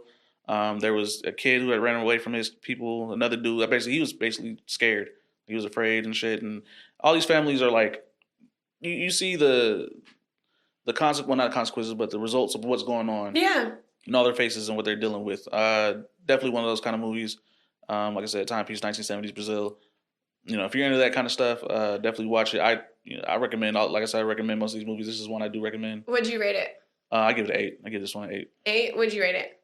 I give it an 8, yeah. Mm-hmm. It's good. I think if you like, I said all of the movies really get about an 8. So let's for One Battle After Another is about an 8. 8. I feel like this had about an 8 too. Yep. Yeah. So I say 8. Yeah. So next movie on this list is personally this is one was the worst one for me. But it's a specific reason. This is sentimental value. Never mind. Now sentimental value is. For me, it's a hard watch, and it's not necessarily because it's in. I want to say it was in Norwegian. Was it? Yeah. Until it was in Norwegian, but that's not the reason why. So you had to read it, or it was voiceover. You have to read it.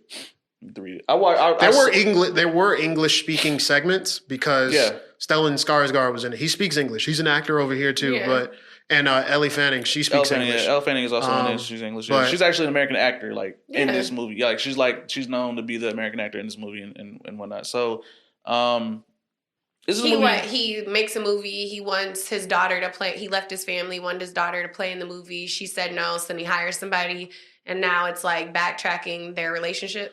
Sort of, kind of. It's a lot of back and forth because he left that family when they were young and didn't really and focused on his career, and then she became an actress, and now it's I wrote this movie. Dies. he comes back because they have a house that's been in the family for generations. Yeah. Like generations. That holds sentimental value. Yeah. Right? The house. Yeah. The house is essentially the sentimental value. That's the piece that brings everybody together. So he comes back.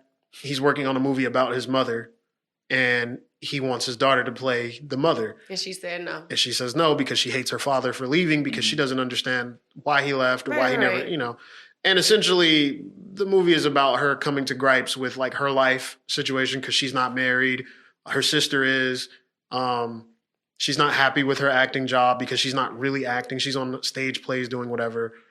And it ultimately ties together when she learns about the generational trauma that she's going through that her grandmother dealt with. Because for those of you who might watch it, might not, her father witnessed his mother commit suicide. And she was about to do the same thing in the same exact way. So you think he asked her to do it so that she could see that they're more alike? No, he didn't. He wasn't supposed to know that she tried to commit suicide. Got it. Because she even asked her sister, did you tell him that I did this? And she was like, no. And so to see that her grandmother felt the same way she did kind of made her feel a little more, I guess, connected to her dad and forgive him, at least for that whole being gone. And they were able to kind of So it's a heavy movie. It's a heavy watch. Very, very heavy. It's a heavy movie. Slow burn. Oh my. Because even her life, like, her life ain't even like, her life is okay, but like then, because like she was talking to the dude who was married and she thought once he got a divorce, they were going to be together. And then her sister has a family, like, so she's looking at it like, damn, I ain't got nothing. And, so which your worth is not predicated on a man and a child. Just putting that out there. Like the title is highly sentimental. I was not. But I mean, it was for her. It was, that's what she wanted, right? Yeah. She wanted to feel. She didn't feel normal. She wanted to feel normal. She thought she had that with the dude who was going to break up with his wife. And as soon as he did, she was like, "All right, let's go public." And he was like, "Yeah." He's like he did her dirty. It was crazy. Like, oh no! They were at the beach and everything with their friends, and she was like, "Yeah, we're together. Who cares?" And he's like, "What?" Yeah. Oh my god! If you are in the mood to watch a very sentimental, emotional movie, you want to be in your feels. You want to be in your feels. Yeah. It might get a dub. I don't know, but I doubt it. What would y'all rate it? Because you said you didn't like this one. So what is it? A 2? Is it a 1? 7.5, 7. A 7, and you didn't like it. Yeah. Okay. Yeah. Okay. No, I mean it's a good movie. It's just it's not for me. Okay. Right. That's what I mean. Like I said, these are all good movies. This is just not for me. Okay. Like I said, I think all of them were about 8. No, so I'd give it an 8. I give it a 7.5 personally. Wasn't in that mood. You know what I'm saying? If I want to cry something, it'll probably be like a 9. I ain't gonna lie. But yeah.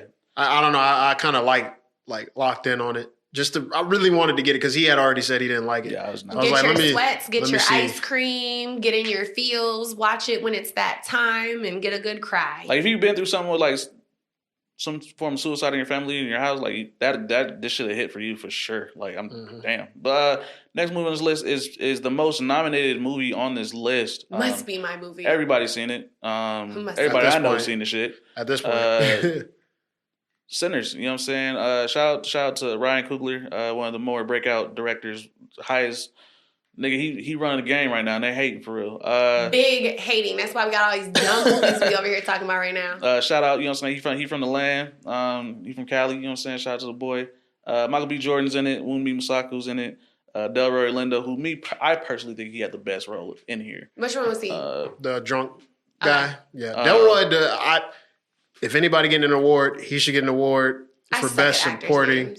For best supporting actor, I think his role was by far the strongest. By far the best one. I love his role. Haley Steinfeld is in here. Shout out Josh Allen. Shout out to you, brother.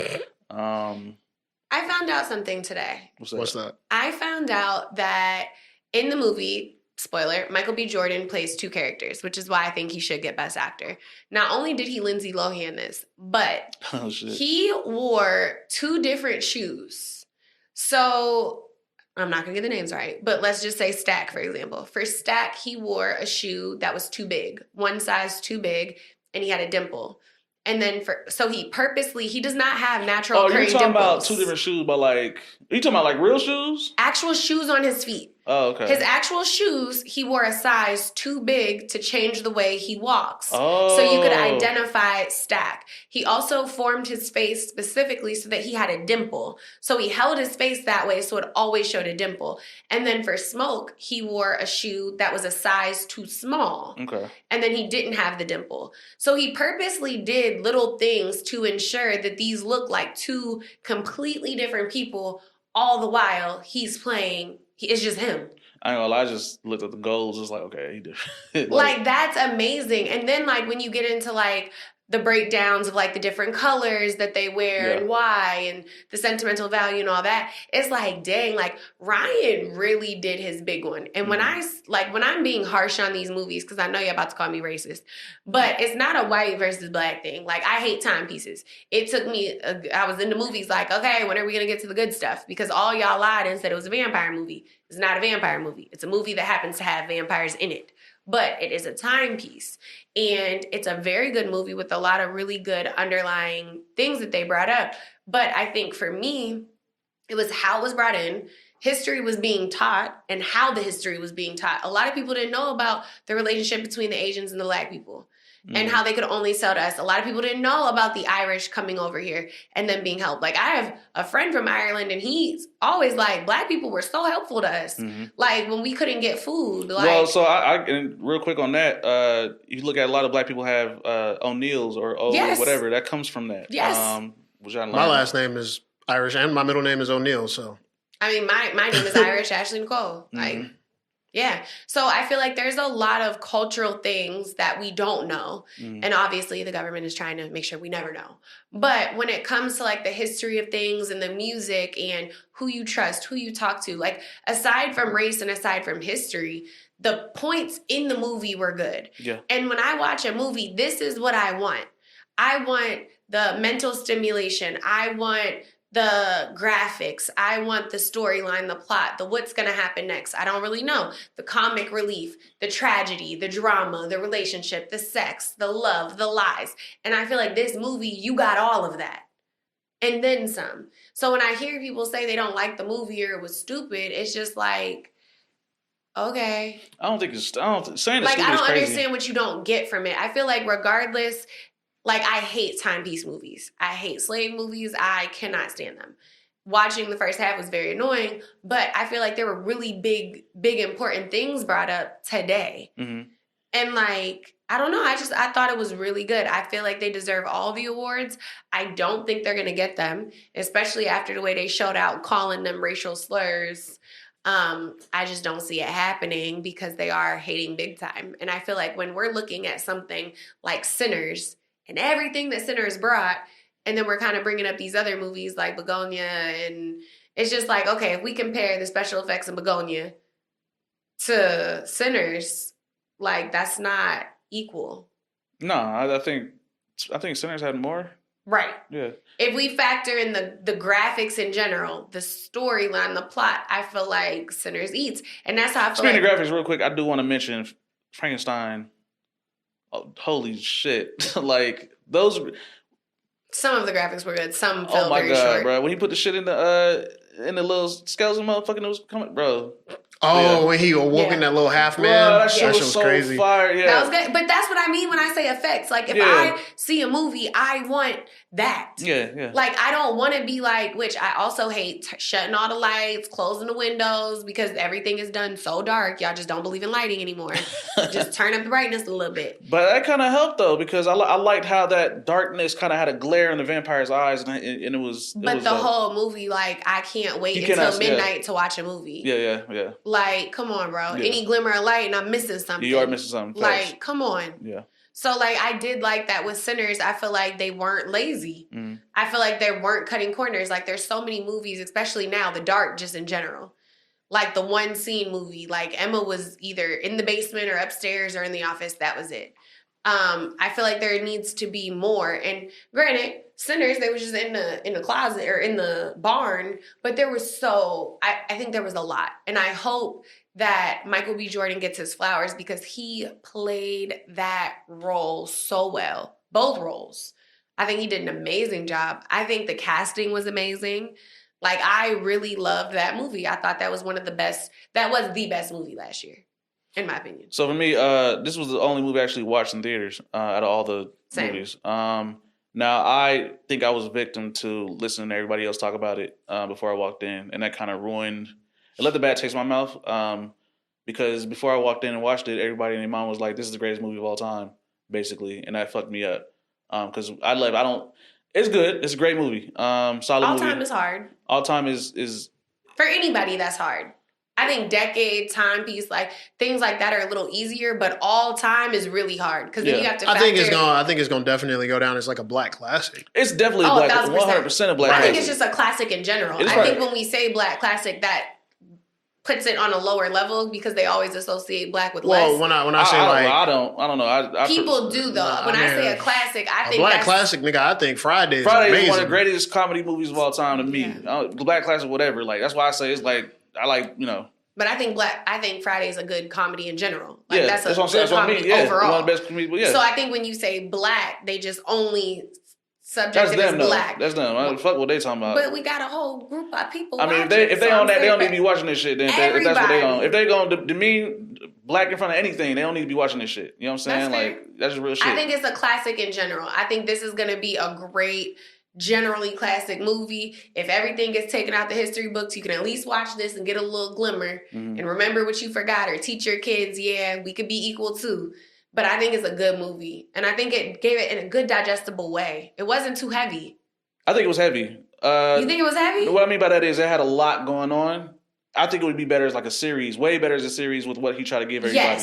Yes. And that's probably why it hurts for me because I felt like he was trying to show so much. And what he did and what he tried to show, he did probably better than anybody else could. But I just feel like as a series, it would definitely show that a lot better. But with what he did good enough. He did great. This is why it has so many nominations. Do you think he set it up like that so he could open a universe? No. Because I think had he not had it so layered and had you question, then people would have been like, oh, it wasn't good. It fell flat. They were missing stuff. I think he jam-packed it. I don't think he anticipated there being a series, but I think he made it to where you want to know more about everybody.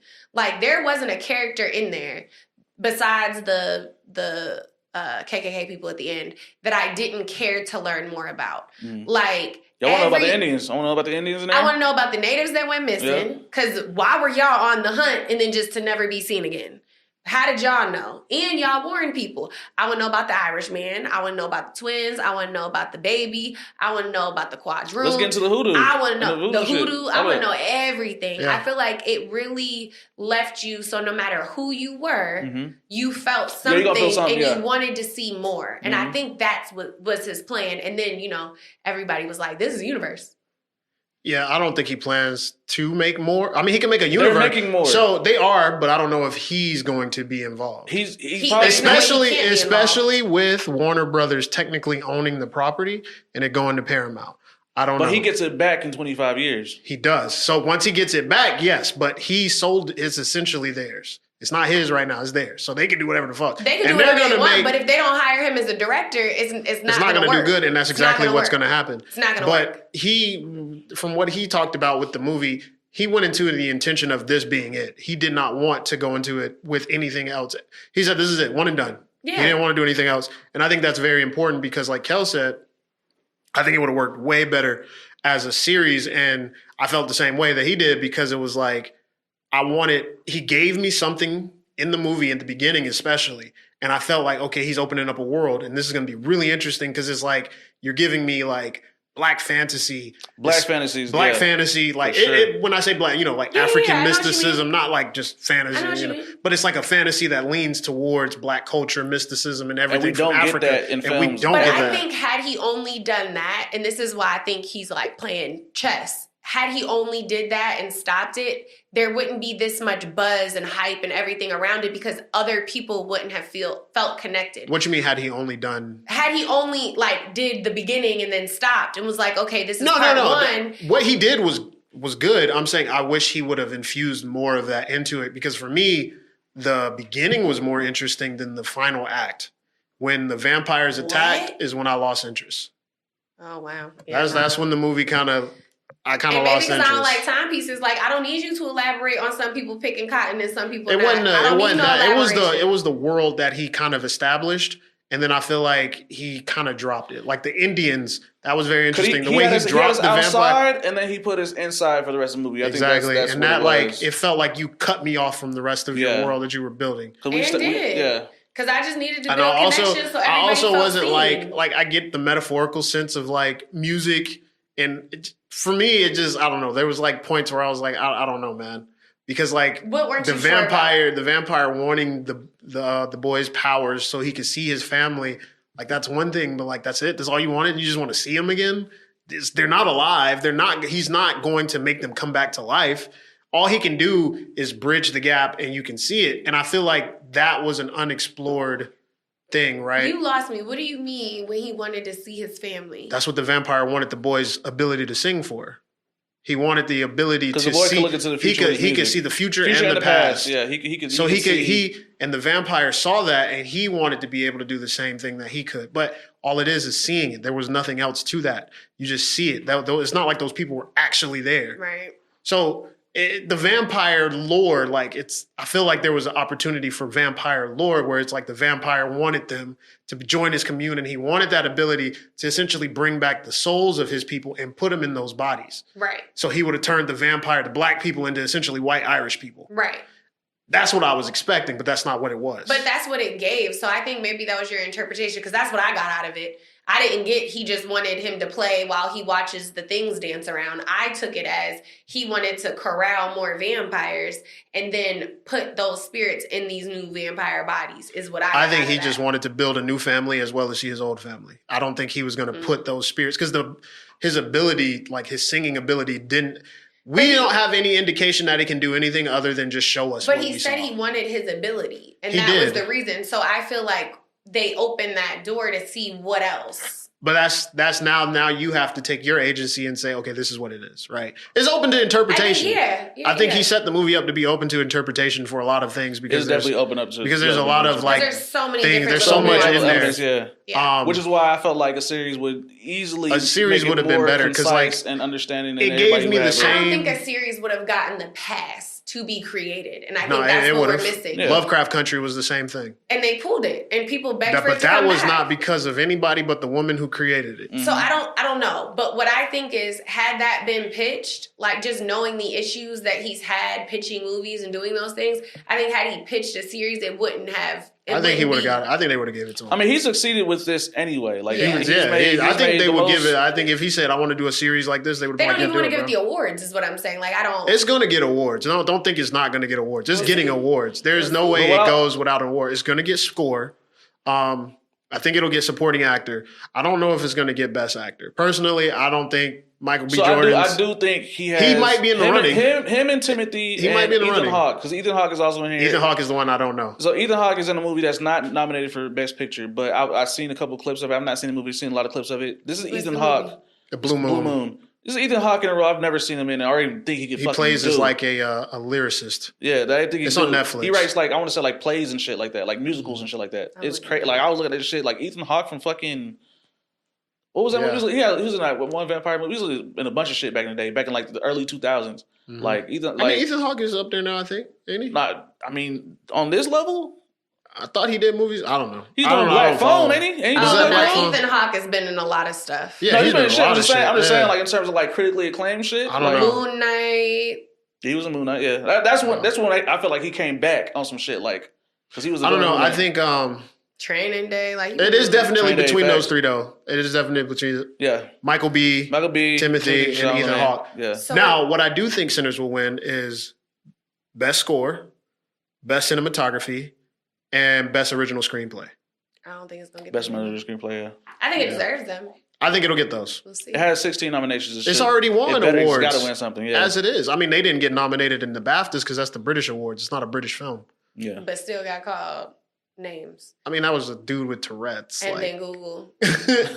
They didn't. And they did not take it out. And they that's had every right so to. So them calling him that's like That's a separate thing. The dude should have apologized in his apology. The Tourette's dude, he put out an apology. He didn't apologize. He said if he felt offended. Ain't no fucking apology. And then they tried to turn it into we were ableist. It's a whole thing right now that the internet's on fire. And I think that they're trying to see how that reaction does, so that when they don't get an award, they'll see. This is a learning lesson.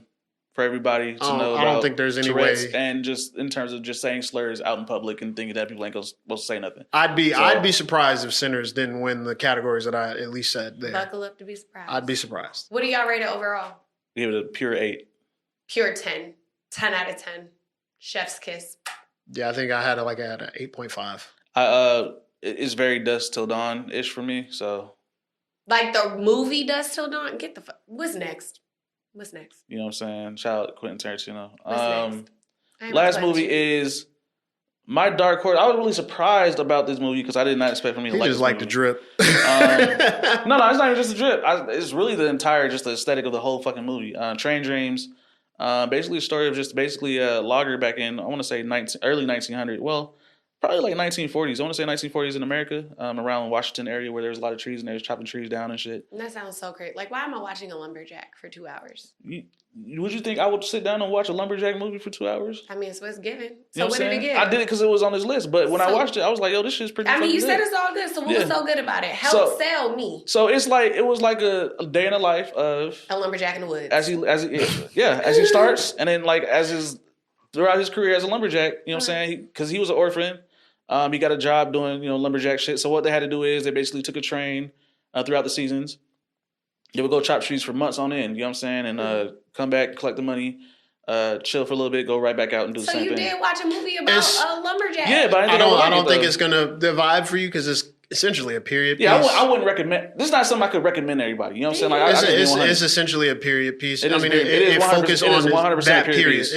It is that dude's life, but it's like everything around him. Yeah, too, so it's like if you want to experience Paul Bunyan's life, this is it. Not even like Paul Bunyan. Like, Paul Bunyan was like a hero, wasn't he, in his folk tales or some shit like that? Shit. I mean, I don't know what Paul Bunyan's story is. All I can remember with Paul Bunyan John is Henry, red plaid, that's my hero. A lumberjack in jeans, and that's what this is giving. Yeah, I mean, lumberjack. It's that, but it's like I said, it's like you get to see like. So spoilers, the sentimental part was that he had built a family doing all this. So he was an orphan. He never had a family. You know what I'm saying? Like, so he actually got a family, had a wife and a child. And he has to leave them 6 months out of the year. And this one particular time in which he had to come back, where he lived at had a massive forest fire. So nothing to come back to. So his kid and his wife died in the fire while he was gone.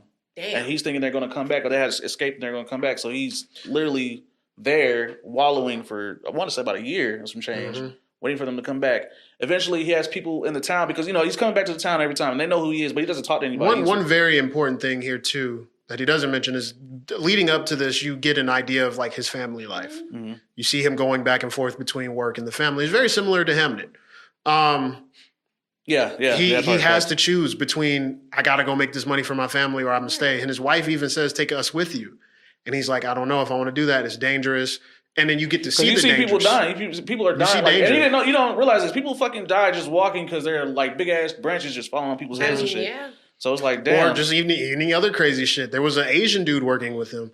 They pulled up. So their version of immigration is just straight up murdering some of these people so they don't have to pay them. Yeah. So they would do a whole So this job, was during that time where like, Chinese people were coming over. Yeah. They came into the camp while they were done. When they finished working, they said, hey, that's him right there. They grabbed him and just tossed him off a bridge. Yeah. Talking about the train tracks. Straight onto the motherfucker. Yeah, that shit was... It's the movie's crazy. Like, there's... Yeah, the scenes in here, there's danger. So it's like, this is why he doesn't want to bring his wife and his child here. Because this. Yeah. Right. But... There's a lot of... these are the train dreams that he's having. He's having these dreams and these thoughts while he's on the train going back home and going towards about what he's experiencing. There's also some dope parts in this movie that I was really surprised about. One of the best parts of this movie was... They're all around, you know what I'm saying? During break time, they're eating whatever they're talking, you know what I'm saying, during the break time. And there's a black dude that comes up, he's asking, hey, is your name so-and-so? And he's that part was crazy. He's like, you know what I'm saying, does anybody know this guy? So-and-so, I'm looking for him, he looks like this, whoop, whoop. And so one of the guys just starts running. So black dude just points him out, grabs his gun, pulls out his gun, and just shoots him straight up. Walks up to him, shoots him again. And everybody's like, what the fuck going on? There's like, yeah, he killed my brother. Y'all got any problems? You know what I'm saying? We can handle it right now. Oh, nah. Okay, that's cool. You know what I'm saying? What did he say? He said something else after that. It's real Never funny. seen trees this big. Yeah, and they just walks off. He just walks off. But the thing is, he was like, he killed my. I mean, the dude was racist. He was like, he called my brother names and all that, and killed my brother. Yeah. The crazy thing about the dude is, he had this persona of being this like pastor. Mm-hmm. So the dude's quoting Bible scriptures and stuff. Always church. To the other lumberjack, like he wouldn't shut up. Like he's just quoting Bible they be the scriptures. Biggest Bible thumpers. Look at our look what we got going on. So what do you rate it? I give it 8.5. It is number. It's in the top 5 for me. Like I said, I was really surprised. Like I said, this is one of the movies I looked at as I looked at this list. I was like, I'm not gonna like this, and I really thoroughly enjoyed it. I might check it out. It's really good. What did you think? It was pretty good. What do you rate it? Numbers? I give it 8. Okay. I thought he says the drip. The nigga was wearing some shit. He had that shit on. If you understand what I'm saying, like as a, if you want to dress like a true lumberjack ass nigga with the checkered and send me your favorite outfit and he had on. Buckles, nigga, if there's any real competition for cinematography for Sinners, it would be that. Really? Yeah. Send me the. I think for cinematography. Sinners, Train Dreams, and then probably it's just a regular outfit. It's just I just like how it's really how it was shot too. Like you said, cinematography, like the colors were very. Ryan Coogler might even get best director too. He might. He should get everything. Take it all home. Who's Safdie? Up? Oh, Safdie might. Ooh. For what? Marty Supreme. Paul Thomas Anderson. He's getting original though. He's definitely getting original. It's a lot. That's a top. That's a true toss up. A lot of the movies that are nominated are not originals. They're based on a book or something else. Bugonia is based on a movie. Mm-hmm. Train Dreams is based on a book. Sentimental Values is an original. But Sinners is an original. You seen Black Matter, didn't you? I think so. Yeah, Buddy's in it. Joel Edgerton, he's the main character in Train Dreams. Felicity Jones was his wife, I think. And William H. Macy had a small role. William H. Macy was great. He's always good. Great role. I think he got up for supporting actor. Is he? Yeah, but it's Delroy. Delroy has the win. It's close though, because I love William H. Macy. When William H. Macy shows up, Delroy's character was more in the movie, and he sold it more. He did sell it more. Like I said, he's my. That was my other thing too with the Michael B. thing. The only reason I don't know about the best actor thing is I know that there wasn't a 50-50 split between Smoke and Stack. It was like 75% the blue one, which I think was Smoke. You talking about screen time? Yeah. I mean, I wanted him to give me more. He's still playing two roles.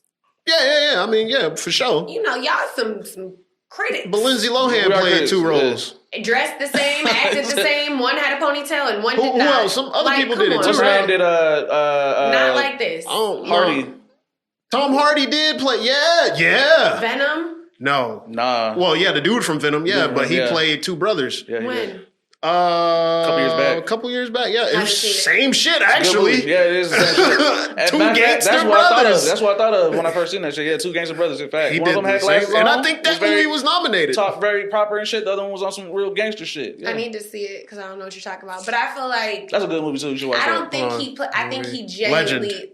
Legend. It's called Legend. I'll look it up. It was a British crime drama. I don't think he played 2 characters in the sense of he was just like Lindsay Lohan, granted, great for her time. It was a child playing 2 different people, but like, let's be for real. One had a ponytail, one had her hair down. One was a brat, one was nice. One had an accent, one didn't. Like, that was it. This is like specifically different characters, like just embodying different people, not just I changed my wardrobe and now you know. That's what I think Michael B. isn't getting his flowers on. Like, to change your shoes, to change the cadence and how you walk, how you talk, how you say things, like that's... I think that's acting. But not at the same time doing 2 roles. You do one take, it's like, hey, one take you play this character. I think you're oversimplifying it. One take you play that character. Because if it was that easy, it would be done more often. I think it's the case. Okay. I definitely think it's the case. Then it would be done more often. And a big part of it too is some of that is not him all the time. Some of that is a body double. When they're standing next to each other. All that was, most of what was him was his face, right? Unless it was a solo shot. But most of it is his face. And they shoot those, when they shoot movies, they shoot them separate times and everying. I'm not taking it away from what he's doing. It sounds like you are. It sounds like I'm just saying, just trying to snatch all the I'm just trying to explain what it is. I think Michael B. Jordan plays the same character he plays in every single movie. Yeah, that's my critique with him. Yeah. He played the same character that he played in Black Panther, that he played in Creed. It's the same emotional range. His best role is the role he had in his first movie. Fruitvale. Yeah, Fruitvale. That's his greatest role. No, he was in Fahrenheit 14. Like, he's been in so many movies. That movie was not good. It doesn't have to be good, but he did not play the same character. He did not. When I say he plays the same character in every movie, when he has to show emotional depth, it's always the same. What? The same emotional depth I saw in him from Black Panther is the same emotional depth I got in him when he was dying. When he was dying in Sinners, I was like, this is just Killmonger. Yeah.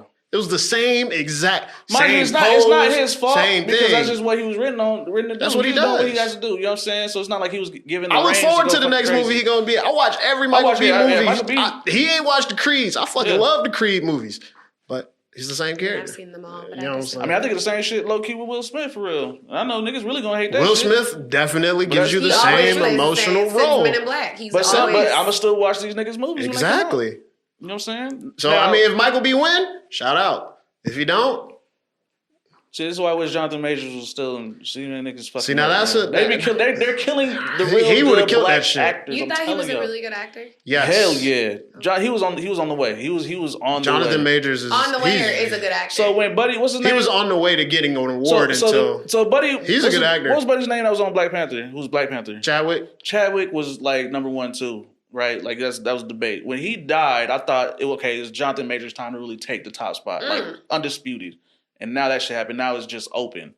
Like I really can't determine who. I think Jonathan Majors goes deeper into his roles. Even if he acted the fuck out of that movie in Creed 3, he acted the fuck out of that shit, man. That nigga's great, man. Jonathan Majors is better. I don't think he did much different than Michael in that movie.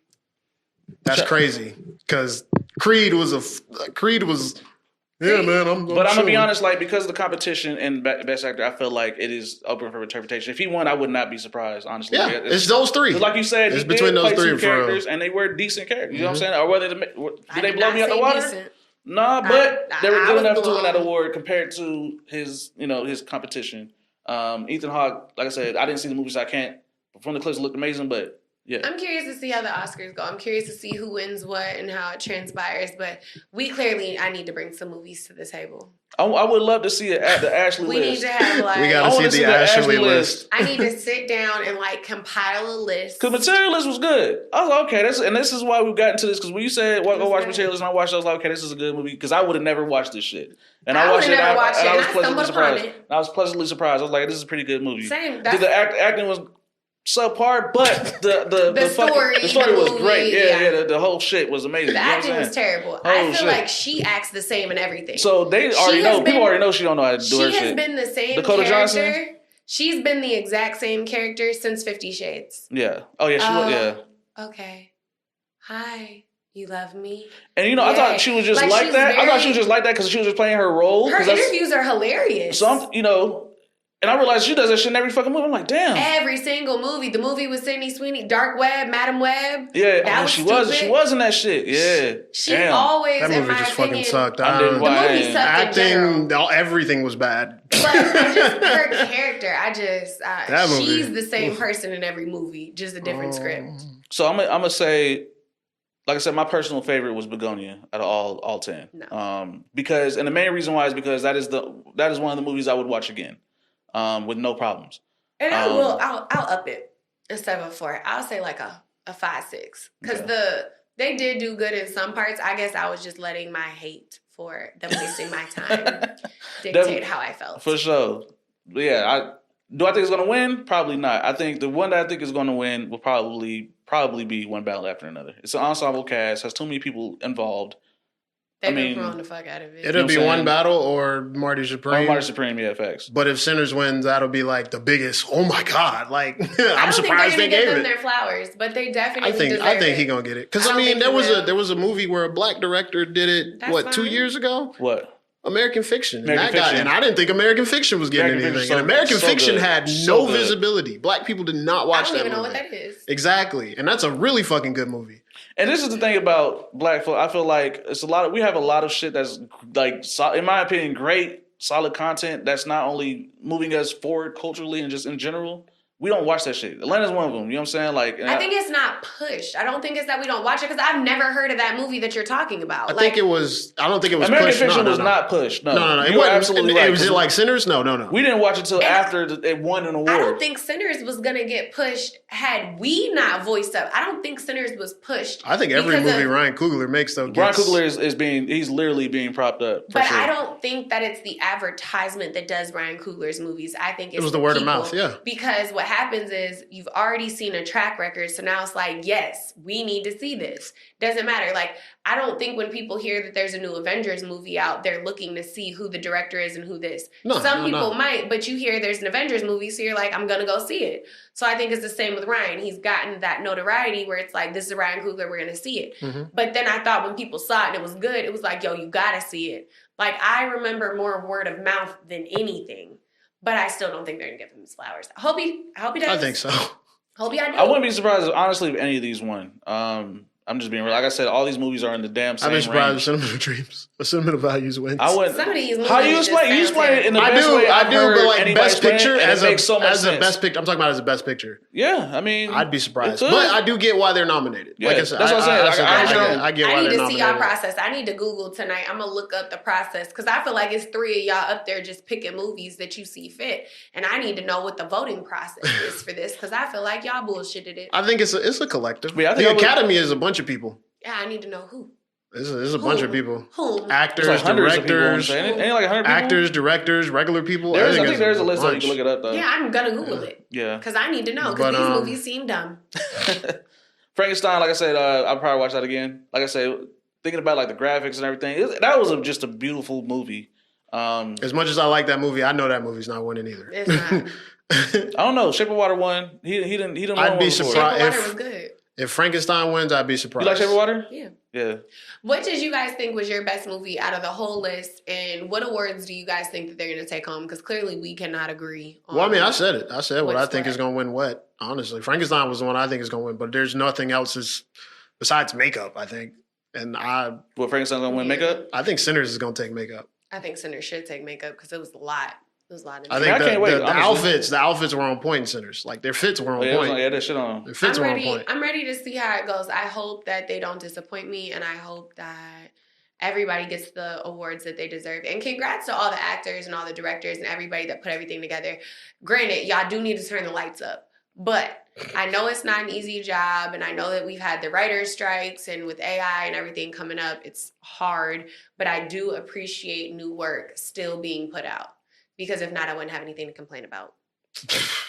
So thanks. Crazy. Mm-hmm. Y'all know what it is. This was the Bridges night at the Oscars. I want to do this again. It was fun. We gotta dress up next time. I will dress. I'm thinking I'm gonna wear like a suit or something. Do a tux. I'll wear a Golden Globe. I don't know if I'll do a tux. You feel me? I'm gonna do some shit though. We gonna do some shit. You know what I mean? You can just do the jacket. Yeah, they ain't gonna see the bottoms. Yeah, you're right. Yeah, facts. So we gonna dress up in next the picture. Time. They will. Right. But yeah, thank y'all for coming. Next week's probably gonna be some. I don't know. We gotta see. Aliens are coming. Oh wait, they're here. We're getting bombed. Oh wait, it's happening. We gotta see how all this pan out. Right. Hopefully, we have enough military here. You know, take them out of Minnesota. I guess. I don't know. Yeah, because they're everywhere right now. I don't know. Maybe we could just round all the troops back and. Who knows? Until next time, guys. Stay safe. And make sure to like, comment, subscribe, talk shit, everything. This is The Bridge, and we'll see y'all later. Bye. Peace.